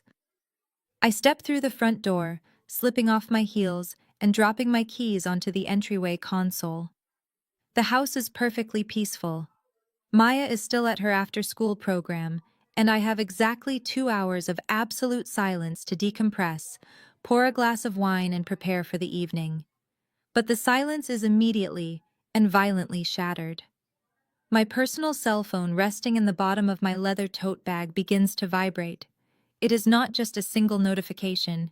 It is a relentless, sustained buzzing accompanied by a rapid, overlapping cascade of digital chimes. I pull the device out and look at the lock screen. It is completely covered in alerts. Missed calls, text messages, direct messages, and social media tags are multiplying by the second. Scrolling past my eyes faster than I can read them. The little red notification bubbles on my applications all read 99 plus. My brow furrows in confusion. I unlock the phone and open my primary inbox. The screen is an absolute wall of hostility. I click on the most recent message from a distant high school acquaintance. It contains a single link and a caption asking if I have completely lost my mind. I tap the link and my screen immediately transitions to Chantel's primary social media profile. The video has already been live for 45 minutes and has amassed tens of thousands of views. I turn up the volume. Chantel's face fills the screen. She is sitting on the edge of her plush velvet sofa, wearing an oversized, neutral-toned sweater that deliberately makes her look small, fragile, and utterly defenseless. Her hair is perfectly disheveled, pushed back from her face, and she is entirely devoid of her usual heavy, glamorous makeup. It is a masterclass in calculated, weaponized vulnerability. She looks directly into the camera lens, takes a shaky, highly theatrical breath, and lets a single flawless tear roll down her cheek. She begins to speak, her voice trembling with manufactured devastation. She tells her massive audience that she is experiencing the darkest, most heartbreaking betrayal of her entire life. She claims that she just found out her dream wedding venue has been maliciously canceled, throwing months of planning and hundreds of thousands of dollars into total jeopardy. But the true horror, she whispers, wiping her cheek with the sleeve of her oversized sweater, is the person who did it. She looks into the lens and tells the world that her bitter single mother sister is trying to extort her and ruin her life out of pure jealousy. She spins a terrifying, elaborate web of absolute lies, delivering them with the conviction of a seasoned sociopath. She claims I was terminated from my event planning job this morning for erratic, unstable behavior. She tells her followers that instead of accepting my termination gracefully, I used my final moments of administrative access to log into the corporate system and cancel her luxury venue. She paints me as a miserable, financially struggling single mother who simply cannot stand to see her younger sister marry into a wealthy, loving family. She does not stop there. She actively and maliciously weaponizes my daughter. Chantel looks at the camera and claims that I have been unraveling mentally for months, culminating in a violent psychotic break over a birthday cake. She tells her followers that I threw a cake across the room, terrified the family, and am now demanding a massive cash payout to fix my ruined, pathetic life. She sits there, a picture of angelic victimhood, asking her followers for prayers while she tries to figure out how to save her wedding from her extortionist sister. I watch the video end, the screen fading to black, and my blood turns to absolute ice. She did not just lie. She weaponized my single motherhood. She used Maya's ruined birthday as a convenient prop in her psychotic smear campaign. She knows Tyrone failed to intimidate me. She knows the $150,000 extortion trap is closing in on them. So instead of admitting to the world that her family is completely broke and facing felony fraud charges, she is attempting to publicly execute my character. I exit the video and open my message requests. The fallout is instantaneous and terrifying. Chantel's digital army, completely manipulated by her tearful performance, is flooding my accounts with visceral hatred. But it is not just strangers, it is my extended family. The people I grew up with, the aunts who used to pinch my cheeks, the cousins I played with at summer barbecues, have transformed into a vicious, bloodthirsty mob. My inbox is a slaughterhouse of familial betrayal. I read a message from Aunt Denise. She calls me a jealous, pathetic failure who is trying to steal money from my own blood. I scroll down. Cousin Marcus tells me I am a disgrace to the family name and that I should be locked up in a psychiatric ward for extorting my sister. My phone continues to buzz violently in my hand as paragraphs of pure venom load onto the screen. They call me bitter. They call me a failure. They tell me that this is exactly why I am a single mother, because my toxic, spiteful personality drives everyone away. Not a single one of them called me to ask for my side of the story. Not a single aunt, uncle, or cousin paused to consider if Chantel's dramatic, tearful narrative actually aligned with reality. They swallowed her lies instantly because it fits the narrative Tyrone has fed them for years. Chantel is the golden child destined for greatness, and I am the dark, angry disappointment. I stand in the middle of my quiet living room, the glowing screen illuminating my face. They are fiercely defending a criminal. They are aggressively attacking the woman who built a corporate empire, fully believing I am an unemployed extortionist. The absolute willingness of my extended family to participate in my public execution is what truly burns. They are enjoying this. They are reveling in the opportunity to kick me while they believe I am down. Suddenly, a new notification drops down from the top of the screen. It is a voicemail from Valerie, my mother. For a fraction of a second, a foolish, persistent part of my inner child hopes that she is calling to defend me. I hope she is calling to tell me that she knows Chantel is lying, that she knows Tyrone committed fraud, and that she wants to make this right. I press play and lift the phone to my ear. Valerie's voice does not tremble. It is not filled with maternal concern, nor is it seeking any clarification. It is a cold, sharp, venomous blade striking with absolute, unapologetic precision. She does not ask me how I am. She does not ask me what happened. She simply delivers her final verdict. I just watched your sister crying on the internet because of your psychotic jealousy. Valerie spits into the receiver, her voice dripping with unmasked loathing. Your father told me everything you did in that office today. You are a disgusting, spiteful creature. You are trying to ruin this family because you are miserable and alone. Let me make this incredibly clear to you, Kiara. You are dead to me. You are no longer my daughter. You are no longer a part of this bloodline. Do not ever contact us again. The line clicks, leaving a hollow static silence in my ear. I slowly lower the phone from my face. I am completely disowned. The woman who gave birth to me just severed our ties over a voicemail, choosing to fiercely protect a husband who committed felony fraud, and a daughter who is a pathological liar. I do not cry. I do not drop to my knees in despair. I place the phone face down on the kitchen counter and take a deep, steadying breath. They think they have backed me into a corner. They think this massive, coordinated public smear campaign will force me to drop the financial demand, to cower in shame, and restore Chantel's venue to avoid total social annihilation. They think public pressure will break me. They are so profoundly wrong. The timer is still ticking. Friday at 5 p.m. is approaching, and I am going to let them burn their own kingdom to the ground. The digital inferno rages on my phone, continuously vibrating against the cold granite of my kitchen island. But I do not touch it. I do not issue a public statement. I do not record a tearful response video. I do not lower myself into the mud to wrestle with a family of pathological liars. Engaging with a smear campaign is the fastest way to validate it. Narcissists like Chantel feed on the desperate defensive reactions of their victims. They want you to scream. They want you to post frantic paragraphs defending your honor so they can point their manicured fingers and label you unhinged. I refuse to give them a single ounce of ammunition. Instead of fighting a public relations war on a superficial social media platform, I take the voicemails, the violent text messages, and the links to Chantel's fabricated sob story, and I forward all of it directly to my corporate legal team. I pour myself a glass of Cabernet, carry my laptop into my home office, and initiate a secure video conference with my lead corporate attorney, Marcus, and the head of our internal investigations unit.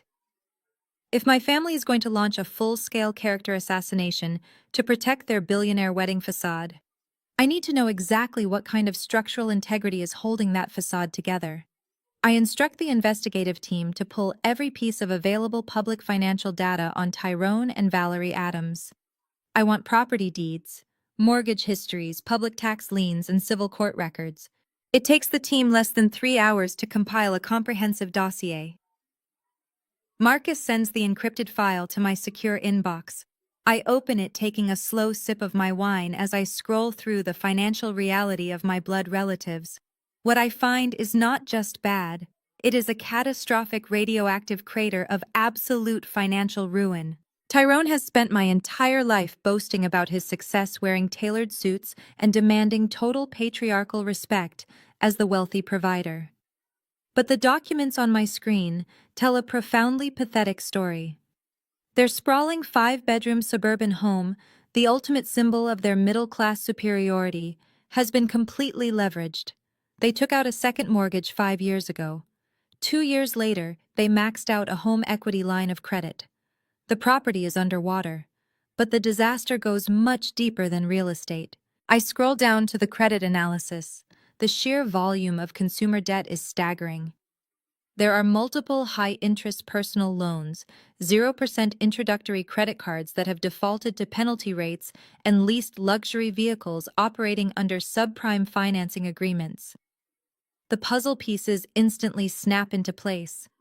Every designer handbag Chantel flaunted, every European vacation they bragged about, the private school tuitions, the country club membership fees.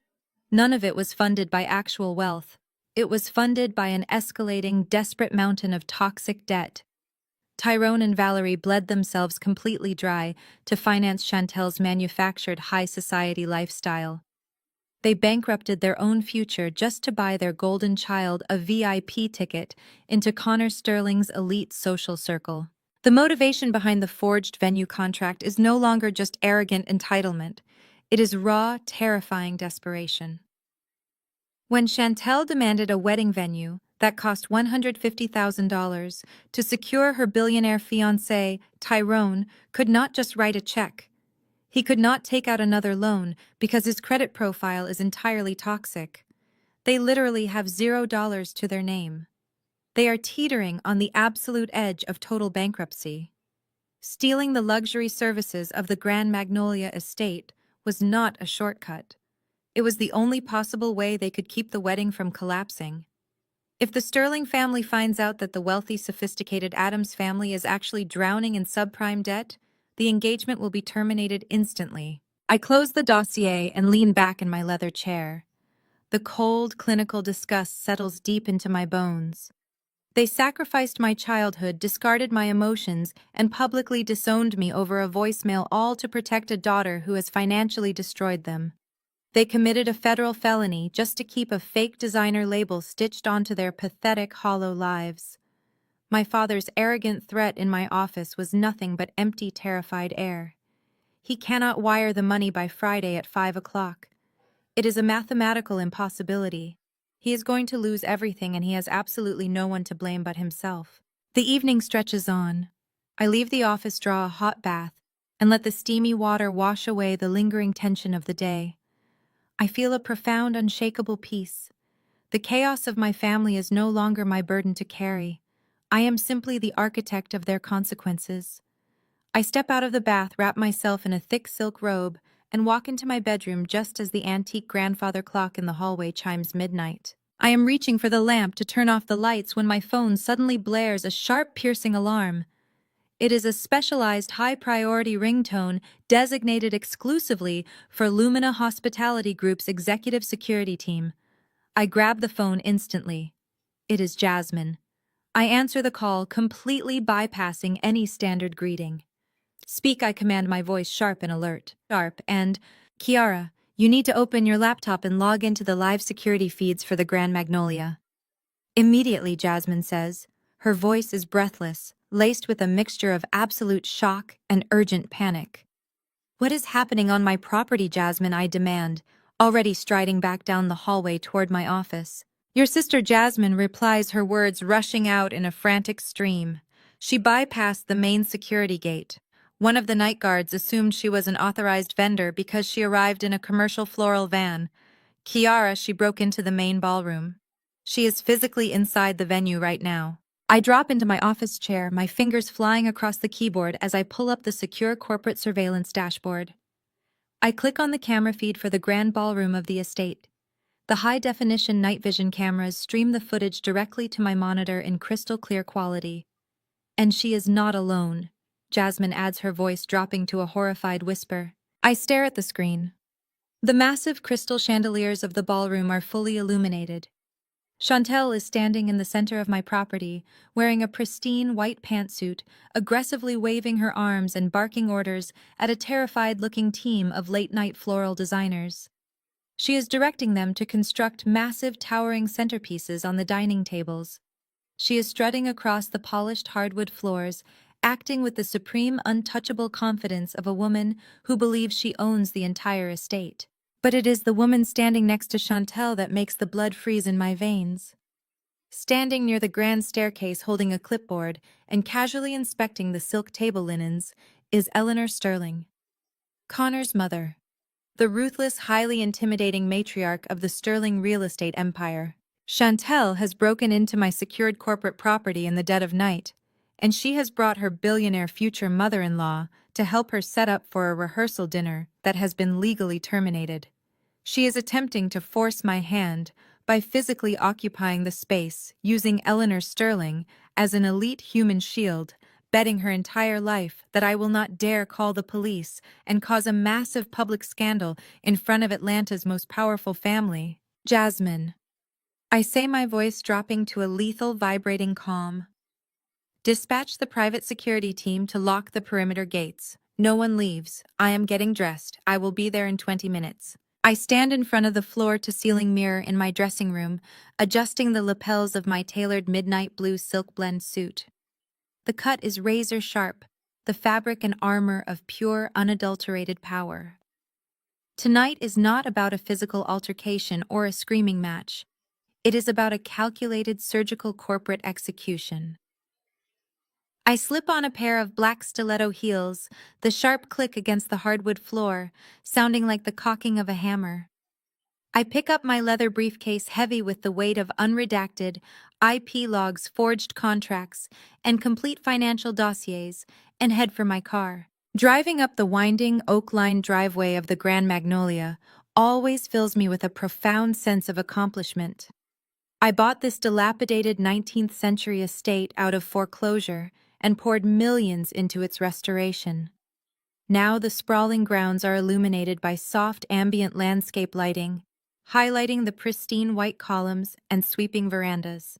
It is the absolute crown jewel of Atlanta's luxury event scene, and it belongs entirely to me. I pull up to the heavy wrought iron security gates. The night guard, a retired police officer named Davis, immediately steps out of his booth. He recognizes my car and gives a sharp, respectful nod, hitting the button to open the massive iron doors. I roll down my window as the car glides forward. Davis, I say smoothly, keeping my eyes on the illuminated mansion ahead. Once my car is inside, lock the main perimeter gates. Disable the automatic exit sensors. I do not care who tries to leave tonight.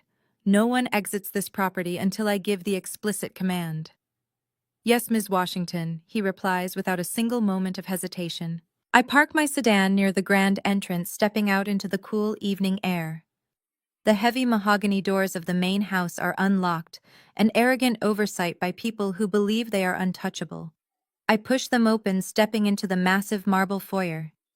The sound of a live string quartet and polite, wealthy laughter drifts down the hallway from the grand ballroom. I walk toward the noise, my footsteps echoing with lethal precision against the polished stone. I pause in the shadowed archway of the ballroom to observe the scene. It is a masterclass in pathetic, desperate delusion. The room is bathed in the warm, golden glow of three massive crystal chandeliers.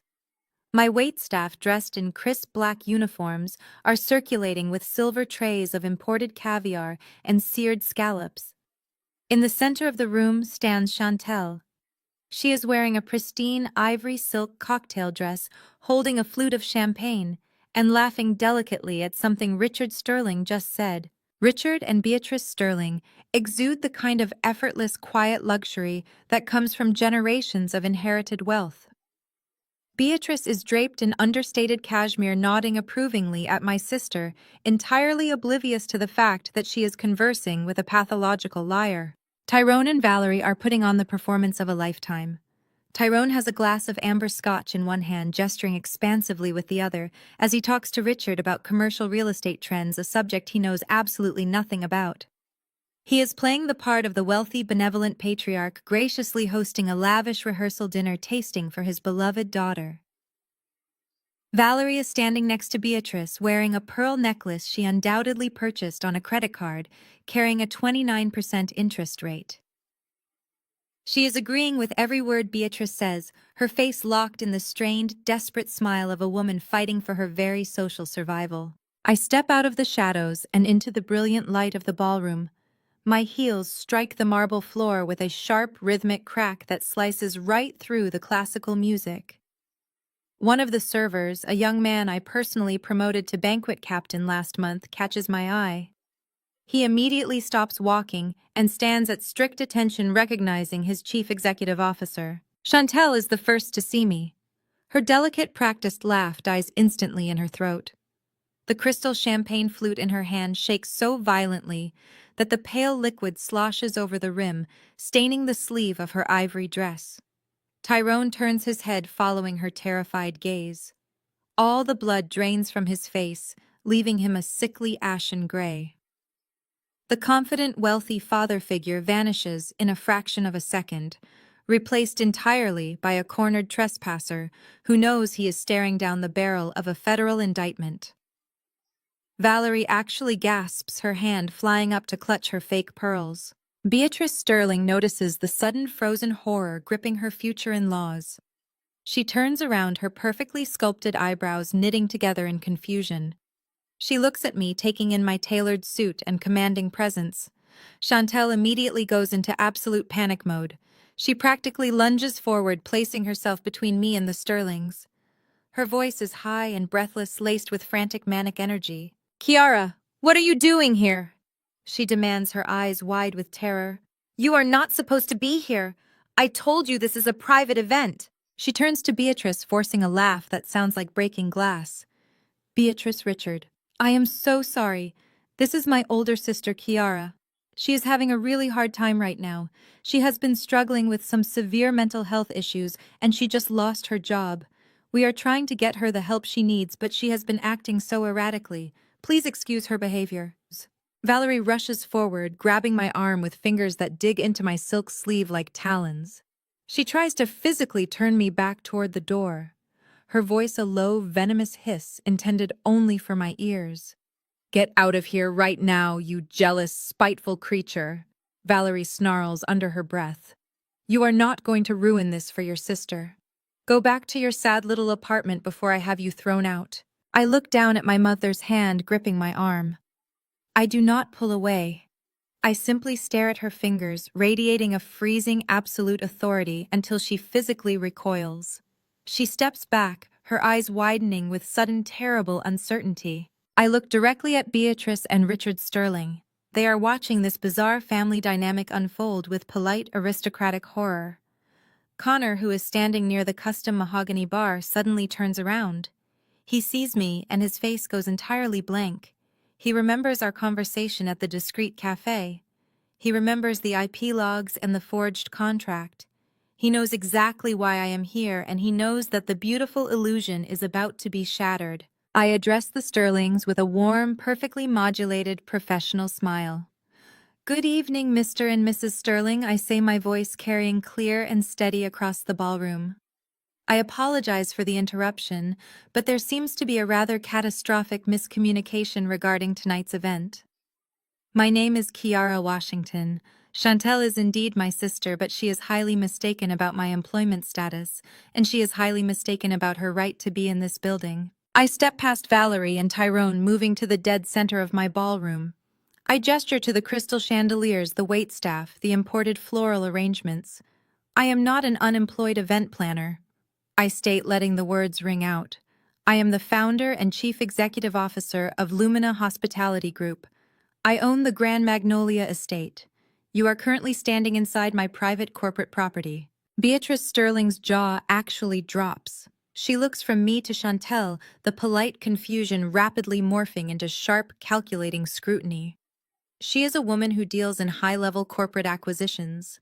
She recognizes ownership and authority when she sees it. Richard Sterling clears his throat, setting his drink down on a cocktail table. "I do not understand," he says, his voice thick with authority.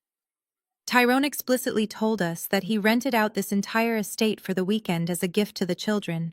He said he secured the exclusive booking months ago and paid in full." I turn my gaze to my father. Tyrone is sweating profusely. He looks like a man standing on the gallows waiting for the floor to drop. "My father did not rent this estate, Mr. Sterling," I reply, ensuring every single person in the room hears me. "My father does not have a reservation. He does not have a contract. In fact, my corporate security team locked the main perimeter gates 10 minutes ago. Because every single person standing in this room, with the exception of my waitstaff, is currently trespassing." Chantel lets out a shrill, hysterical cry. She turns to Connor, grabbing his lapels with desperate hands. "Connor, she is lying. Do not listen to her. She is just trying to destroy my life because she is a miserable single mother who has absolutely nothing. She is trying to extort us. Tell them to throw her out. Please, Connor, do something." Connor does not move to comfort her. He looks down at her hands, gripping his suit, a look of profound disgust washing over his features. He looks back up at me, waiting for the final devastating piece of evidence to fall. I keep my eyes locked on Connor. He is staring at the folder in front of him, begging the universe for a loophole, searching for the final incontrovertible proof that will either save his future wife or shatter the illusion he has been living in for 3 years. Chantel senses his withdrawal.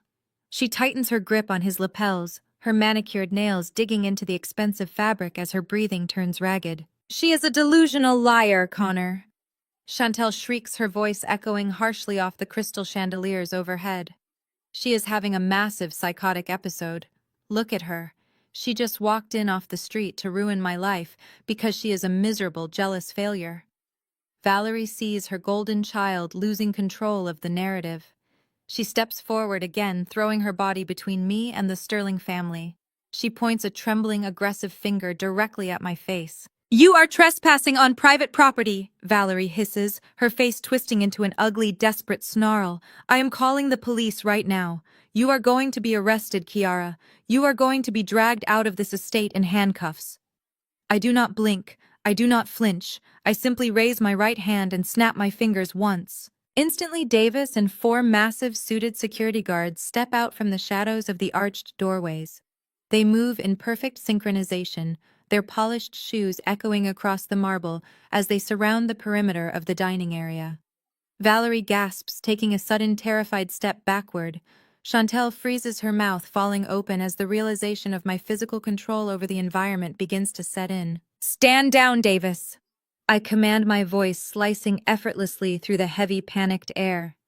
They are our guests until I explicitly state otherwise. I turn my attention away from my hyperventilating mother and sister. I look past them, addressing the two most powerful people in the room with a warm, perfectly modulated professional smile. "Mrs. Sterling, Mr. Sterling, I formally welcome you to the Grand Magnolia Estate," I announce, projecting my voice so it reaches every corner of the vast space. "I apologize sincerely that your rehearsal dinner tasting has been interrupted by this unfortunate administrative correction." Beatrice Sterling narrows her eyes. She is a woman of immense corporate power, a matriarch who deals in high-level acquisitions and ruthless negotiations. She recognizes a hostile takeover when she sees one. The polite confusion on her face morphs instantly into sharp, calculating scrutiny. She straightens her posture, folding her hands in front of her perfectly tailored cashmere wrap. "Ms. Washington," Beatrice says smoothly, ignoring Chantel's frantic sobbing. "I am listening." I do not argue with Chantel. I do not raise my voice to match Valerie's hysteria. I reach into the pocket of my blazer and withdraw a sleek matte black remote control. I point it toward the back of the ballroom and press a single button. A mechanical whirring sound fills the silent room as a massive theater-quality 4K presentation screen descends from the vaulted ceiling. The ambient lights in the ballroom automatically dim, shifting the entire focus of the room to the brilliant glowing rectangle. I press the next button. The screen flashes to life. A high-definition image of the Lumina Hospitality Standard rental contract fills the massive display, illuminating the faces of everyone in the room. I use the built-in laser pointer on the remote to highlight the final page of the document. "This is the contract your future daughter-in-law submitted to our corporate office." I state, the red laser dancing perfectly over the ink. "Please direct your attention to the executive authorization line. That is my name. That is my corporate seal. I did not sign this document." My father, Tyrone Adams, forged my signature to bypass the mandatory deposit requirement. A collective gasp ripples through the room. Tyrone chokes on his scotch, coughing violently as he stares at the massive projection of his own federal crime. I press the button again. The screen transitions to a stark black background filled with lines of crisp green and white data. Our digital infrastructure immediately flagged the forgery. These are the unredacted IP logs pulled directly from our cybersecurity division. They trace the digital submission of that forged contract straight back to the Wi-Fi router inside Tyrone and Valerie Adams' living room. Connor takes a slow, shaky step away from Chantel. She reaches out to grab him again, but he holds up his hand, refusing to look at her. His eyes are glued to the massive screen, his analytical mind processing the absolute finality of the digital forensics. I open my leather briefcase and withdraw a thick bound portfolio. I walk directly over to Beatrice Sterling. She does not back away. She takes the heavy folder from my hands, flipping it open with practiced, ruthless speed. Her husband steps closer, reading the documents over her shoulder. "They are not just criminals," I announce calmly to the silent room. "They are entirely hopelessly bankrupt." I look directly at Connor, ensuring he absorbs the total destruction of his fiancé's facade. "What your mother is holding is a comprehensive financial dossier," I explain. You will see that Tyrone and Valerie Adams have double mortgaged their suburban home. You will see maxed out equity lines of credit, defaulted personal loans, and 0% interest credit cards that have been completely exhausted. They needed to steal this $150,000 venue because they literally have $0 to their name. They are attempting to steal money from my company to buy their way into your family. Beatrice Sterling snaps the folder shut. The sound cracks through the room like a gunshot. Her face is a mask of absolute freezing disgust. She looks at Valerie, who is currently trembling so violently she has to grip the edge of a cocktail table just to remain standing. "Chantel told me you were doing this out of spite," Connor whispers, his voice completely hollow. He turns to look at his fiancée as if she is a dangerous stranger. "She told me you were throwing a psychotic tantrum because of a ruined birthday cake." I smile. It is a terrifying, razor-sharp expression. I am so glad she brought that up. I press the final button on the remote. The screen goes black for a fraction of a second before springing back to life. This time, it is not a scanned document. It is crisp, unedited security footage from my personal home kitchen. The video begins to play.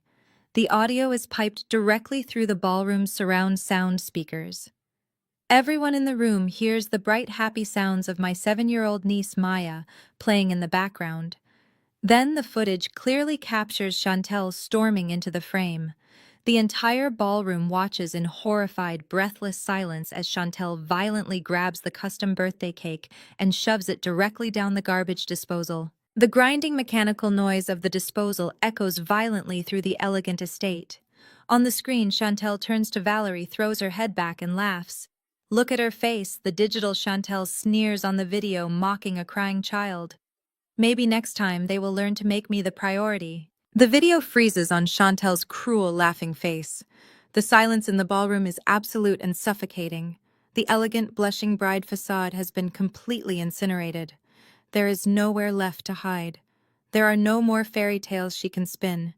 She has been exposed as a manipulative, fraudulent, vicious predator in front of the exact people she spent 3 years trying to deceive. Connor Sterling does not yell. He does not throw a tantrum. He simply reaches up and unbuttons his tailored suit jacket. He slides the expensive fabric off his shoulders and drapes it over the back of a nearby chair. The quiet finality of the movement is chilling. He looks at Chantel with a gaze filled with absolute unfiltered disgust. "The wedding is off," Connor says coldly. He does not wait for a response. He turns to his parents, gives a brief nod, and begins to walk toward the grand exit. Beatrice drops the financial folder onto the marble floor and follows her son, her husband, right behind her. The Sterling family departs, walking past my security team without ever looking back. Chantel falls to her knees on the marble floor. A guttural, agonizing wail rips from her throat as she watches her billionaire future walk out the door forever. Her entire life's work, every lie, every manipulation, every carefully curated outfit, has been destroyed in less than 5 minutes. I stand in the center of the room, looking at the ashes of their fake empire. I have executed the corporate and social destruction of the Addams family flawlessly. But a cornered animal is the most dangerous kind. A sudden explosive roar shatters the quiet. Tyrone snaps. The public humiliation, the total destruction of his patriarchal ego, and the impending reality of federal prison completely break his mind. He lets out a sound of pure, unadulterated rage. He drops his heavy crystal glass, the shards exploding across the floor, and lunges violently toward me. His face is purple with fury, his eyes wild and unhinged as he raises his massive fist to strike me down. The physical distance between my father and me vanishes in a fraction of a second, but his fist never connects. Davis, my lead security director, moves with the terrifying, lethal speed of a man trained for exactly this scenario. He intercepts Tyrone mid-lunge, gripping my father's raised arm and twisting his momentum flawlessly. The heavy crunch of combat boots against the marble floor reverberates through the room as Davis drives Tyrone face first into the ground. The impact forces the breath from my father's lungs in a loud, wet wheeze. 2 more guards instantly drop their weight onto his legs and shoulders, pinning him completely to the polished stone. Tyrone thrashes against the floor, his face pressed into the tiny glittering shards of his shattered Scotch glass. He is screaming, spitting obscenities, and demanding respect, completely unable to process that his patriarchal authority has absolutely no jurisdiction in my domain. Right on cue, the heavy oak doors of the grand foyer swing open. The flashing red and blue lights of multiple patrol cruisers bleed through the entryway, casting erratic, frantic shadows across the elegant ballroom walls. I did not just send the financial dossiers to the Sterling family tonight. My corporate attorney Marcus forwarded the unredacted IP logs, the forged venue contract, and the digital paper trail of the $150,000 theft directly to the Atlanta Police Department's Financial Crimes Division hours ago. 4 uniformed officers stride into the ballroom, their hands resting cautiously on their duty belts as they take in the scene. They do not ask questions. They do not need to. They have a warrant for felony wire fraud and grand theft of services. Davis and his team step back, hauling a sputtering, bleeding Tyrone to his feet. The police officers move in immediately. The sharp, unmistakable ratcheting sound of heavy steel handcuffs locking around my father's wrists echoes through the silent, cavernous space. It is a brilliant, undeniable sound of absolute finality. The terrified floral designers, the catering staff, and the lingering members of my corporate security team watch in stunned silence as the great wealthy Tyrone Adams is reduced to a common criminal. Valerie's fragile mind snaps. She drops to her knees on the marble floor, the sharp impact tearing the fabric of her expensive, heavily financed dress. She crawls forward, grabbing the hem of my tailored trousers, her perfectly manicured nails scraping against my shoes. "Kiara, please," Valerie screams, her voice cracking into a ragged, guttural shriek. "You cannot do this to us. He is your father. They are going to take him away. Drop the charges, Kiara. I am begging you. Think of our reputation. You are going to ruin the family name." I look down at the woman who birthed me, the woman who completely disowned me over a voicemail just 48 hours ago. She is weeping, her makeup running in dark, ugly streaks down her face, begging me to preserve a reputation that was built entirely on a foundation of toxic debt and pathological lies. "You have no reputation left to save, Valerie," I state, my voice devoid of a single ounce of empathy or warmth. "You are trespassing. Get your hands off me." I step backward, forcing her to release my trousers. 2 police officers take Tyrone by the arms, dragging him toward the exit. He attempts to dig his heels into the floor, screaming my name, threatening me with absolute destruction, but his words are nothing but the hollow, pathetic noise of a defeated man. Valerie scrambles to her feet, stumbling blindly after him, wailing into the flashing red and blue lights of the courtyard. And then there is only Chantel. She is left standing alone in the dead center of the massive illuminated ballroom. Her custom ivory rehearsal dress is stained with spilled champagne, her perfect hair is disheveled, and her face is contorted into a mask of pure, unadulterated panic. She turns her head just in time to watch the silhouette of Connor Sterling step into the back of his waiting town car. The heavy door shuts, and the vehicle glides smoothly down the oak-lined driveway, slipping through the iron gates and disappearing into the night. He does not look back. He does not hesitate. The Sterling family cuts their losses with surgical precision, completely amputating Chantel from their billionaire bloodline. Chantel whips her head back toward me. Her terror instantly calcifies into a vicious, cornered rage. She cannot accept that she caused this. Her narcissistic brain simply cannot compute her own accountability. "You did this?" she screams, her voice shredding as she points a shaking finger at my chest. "You destroyed my life because you are jealous. You have always been jealous of me. You weaponized your bratty little kid and her stupid cake to ruin my wedding. You set me up." I look at her. I do not feel anger. I do not feel satisfaction. I look at my younger sister with cold, unwavering, absolute indifference. "You trashed my daughter's cake because you thought she didn't matter." I say, my words cutting through her hysterical sobbing like a scalpel. "Today you found out who really doesn't matter." I do not wait for her to formulate a response. I do not give her the privilege of another second of my time. I simply raise my hand and give Davis a short, definitive nod. Escort her off my property, I command. Davis steps forward, grabbing Chantel by the elbow. She thrashes, screaming obscenities, kicking her heels against the floor as she is physically dragged out of the grand ballroom. As she is pulled through the archway, I pick up the remote control and press the master power button. The three massive crystal chandeliers power down with a heavy, satisfying click. The ballroom plunges into darkness section by section, leaving nothing but the cold, quiet shadows of an empire that will never exist. The next morning dawns bright, crisp, and beautifully quiet. It is Saturday, the day that was supposed to feature a lavish $150,000 wedding at the Grand Magnolia Estate.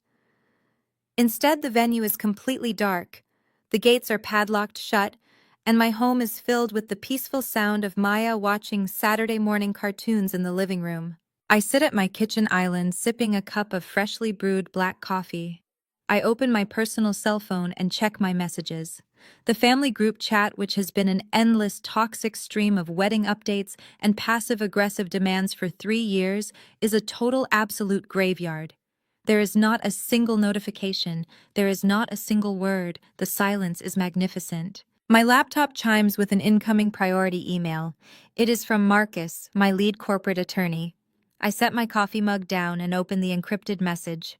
The contents are a masterpiece of financial consequence. Marcus informs me that Tyrone's highly public arrest for felony wire fraud triggered an immediate automated cascade of catastrophic financial events. The arrest violated the morality and stability clauses in multiple subprime loans Tyrone had taken out to finance his lifestyle. Furthermore, the bank holding the heavily leveraged double mortgage on my parents' suburban house was alerted to the active fraud investigation. Recognizing that the Adams family was utilizing stolen funds to maintain their facade, the bank's risk management division acted with lethal speed. They initiated an immediate aggressive foreclosure protocol. The house of cards has not just collapsed, it has been legally seized. I lean back in my chair, feeling the warm morning sunlight streaming through the kitchen window. The universe has a beautiful way of balancing the scales when you stop trying to fix broken people and simply let them face the terrifying reality of their own actions. Suddenly, my phone vibrates against the granite countertop. The screen lights up with a direct text message. It is from Chantel.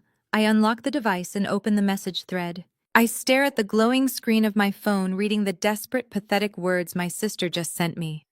The absolute audacity of Chantel's request is almost staggering.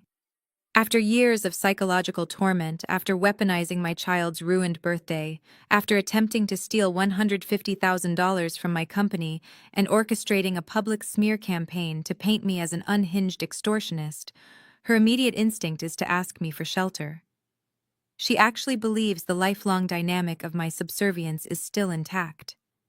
She expects the scapegoat to open the door and absorb the consequences of the golden child's catastrophic failure. I do not reply immediately. I place the phone face up on the granite island and walk across the pristine hardwood floor of my kitchen. I open the massive stainless steel double doors of my custom refrigerator. Sitting on the top shelf, illuminated by the cool interior lights, is a masterpiece. It is a custom 3-tiered vanilla bean birthday cake covered in flawless, shimmering pink fondant. I had it specially commissioned by Atlanta's top pastry chef to replace the one Chantel shoved down the garbage disposal. It is decorated with delicate sugar-spun butterflies and edible gold leaf, exactly what Maya had asked for. I pull my phone from the counter, open the camera application, and frame the shot perfectly. I capture the towering, beautiful cake in all its intricate, expensive glory. I attach the image to Chantel's message thread. My fingers do not shake. My heart rate does not elevate. I type out a single definitive reply. Sorry, no room. Fridge is full of cake. I press send. I watch the message deliver. Then, without a fraction of a second of hesitation, I tap the settings icon and press block. I do the same for Valerie. I do the same for Tyrone. I sever their digital access to my life with the clinical precision of a surgeon amputating a necrotic limb. I drop the phone into the pocket of my robe and pour myself a fresh cup of coffee, breathing in the rich, dark aroma. The air in my home feels incredibly light. By Monday morning, the fallout transcends my immediate household and detonates across the entire extended family network. The news of Tyrone Adams being arrested for felony wire fraud at a high society event makes the local Atlanta crime blogs. The public filing of the bank's immediate foreclosure on their heavily leveraged suburban home hits the financial registry. But the most devastating shockwave for my relatives is the undeniable revelation of my identity. The same aunts, uncles, and cousins who flooded my inbox with pure venom 48 hours ago, calling me a bitter, jealous failure, have suddenly discovered that I am the sole founder and chief executive officer of Lumina Hospitality Group. They realize I own a multi-million-dollar corporate empire. The social shift is violent and instantaneous. My phone begins to vibrate relentlessly, lighting up with a desperate, groveling swarm of incoming messages. The hypocrisy is so thick it is practically suffocating. Aunt Denise sends a sprawling, frantic paragraph. Kiara, baby, I am so incredibly sorry. We just did not have all the facts. Chantel lied to all of us. You know we always believed in you. You are the absolute pride of the family. Cousin Marcus, the same man who told me I belonged in a psychiatric ward, leaves a fawning, desperate voicemail. Hey, Kiara, it is Marcus. Listen, I heard about the business. That is incredible. We should get together soon. I actually have a few investment ideas I would love to run past you. Family has to stick together, right? I sit at my home office desk, reading the endless stream of backpedaling and manufactured affection. They are terrified. They realize they backed the wrong horse. They tethered their loyalty to an illusion of wealth, and now that the illusion has evaporated, they are scrambling to attach themselves to the actual billionaire in the bloodline. They want access to my resources. They want the prestige of my success. I do not grant them absolution. I do not engage in petty arguments or demand apologies. I simply block every single one of their numbers. I erase Aunt Denise. I erase Cousin Marcus. I systematically go through my contact list and execute a total unapologetic purge. I take a massive pair of digital shears and cut off the entire toxic parasitic branch of my extended family tree. They chose to participate in my public execution when they thought I was weak. They do not get a seat at my table now that they know I am the one who built the banquet hall. 1 month later, the morning sun pours through the floor-to-ceiling windows of my luxurious corner office in downtown Atlanta. The view of the sprawling city skyline is breathtaking, a daily tangible reminder of exactly how far I have climbed. The thick, tempered glass blocks out the noise of the traffic below, leaving the office in a state of absolute elevated tranquility. I sit behind my expansive mahogany desk reviewing the quarterly financial projections for Lumina Hospitality Group. The numbers are astronomical. Following the highly publicized dramatic cancellation of the Sterling wedding, the elite circles of Atlanta did not flee from my business. They flocked to it. The exposure only cemented my reputation as a fiercely competent, untouchable executive who commands absolute control over her properties. The Grand Magnolia is entirely booked for the next 2.5 years. We are currently scouting a third historic estate to acquire and add to the corporate portfolio. Business is not just booming. It is completely unstoppable. I sign the final authorization on a new acquisition contract, setting the heavy gold pen down on my desk. I look across the spacious, beautifully appointed office. Maya is sitting on the plush velvet sofa in the corner, her legs swinging happily over the edge. She is wearing her favorite light-up sneakers and a bright yellow dress, completely engrossed in a coloring book. In her left hand, she holds a massive gourmet strawberry cupcake from our executive kitchen, taking large, joyful bites. She has frosting smeared across her cheek, and she is smiling. That smile is the most valuable asset I possess. The people who tried to extinguish her joy, the people who viewed her as collateral damage in their desperate climb for social status, are currently facing the brutal, crushing reality of the world they built. Tyrone's legal team is desperately trying to negotiate a plea deal with the federal prosecutor, but the evidence of his wire fraud is insurmountable. Valerie is currently living in a cramped two-bedroom apartment on the outskirts of the city. Her luxury vehicles repossessed, her country club memberships revoked. And Chantel, stripped of her designer armor and cut off from the billionaire circle she tried to infiltrate, has been forced to take a minimum-wage retail job just to survive. The illusion is dead. The golden child has been forced to join the real world. I lean back in my ergonomic leather chair, watching Maya carefully color inside the lines of her book. I thought my ultimate victory would be the moment the police placed the handcuffs on Tyrone. I thought it would be the exact second Connor Sterling walked out of the ballroom, leaving Chantel sobbing on the marble floor. But the true resolution is not found in their destruction. It is found right here in the quiet, unshakable peace of this sunlit room. The ultimate revenge was never about exposing their lies or proving my worth to a family that was fundamentally incapable of loving me. It was about recognizing my own absolute power. It was about realizing that I am the architect of my own reality. I built a fortress of success, wealth, and security with my own two hands, and I will never again allow anyone to infiltrate it. I will never let them diminish my accomplishments, weaponize my child, or dim my light to make their shadows appear larger. Maya looks up from her coloring book, flashing me a brilliant frosting-covered grin. I smile back, feeling the deep, resonant warmth of total freedom. The past is finally dead, and our future is brilliantly, undeniably ours. The most profound lesson from this story is that true peace requires the courage to walk away from toxic environments, even if they are disguised as family. For years, the protagonist endured manipulation, gaslighting, and blatant disrespect from the people who should have protected her. Her ultimate triumph wasn't just in exposing their financial fraud or ruining their social standing.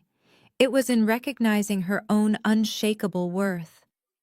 She learned that blood does not excuse abuse.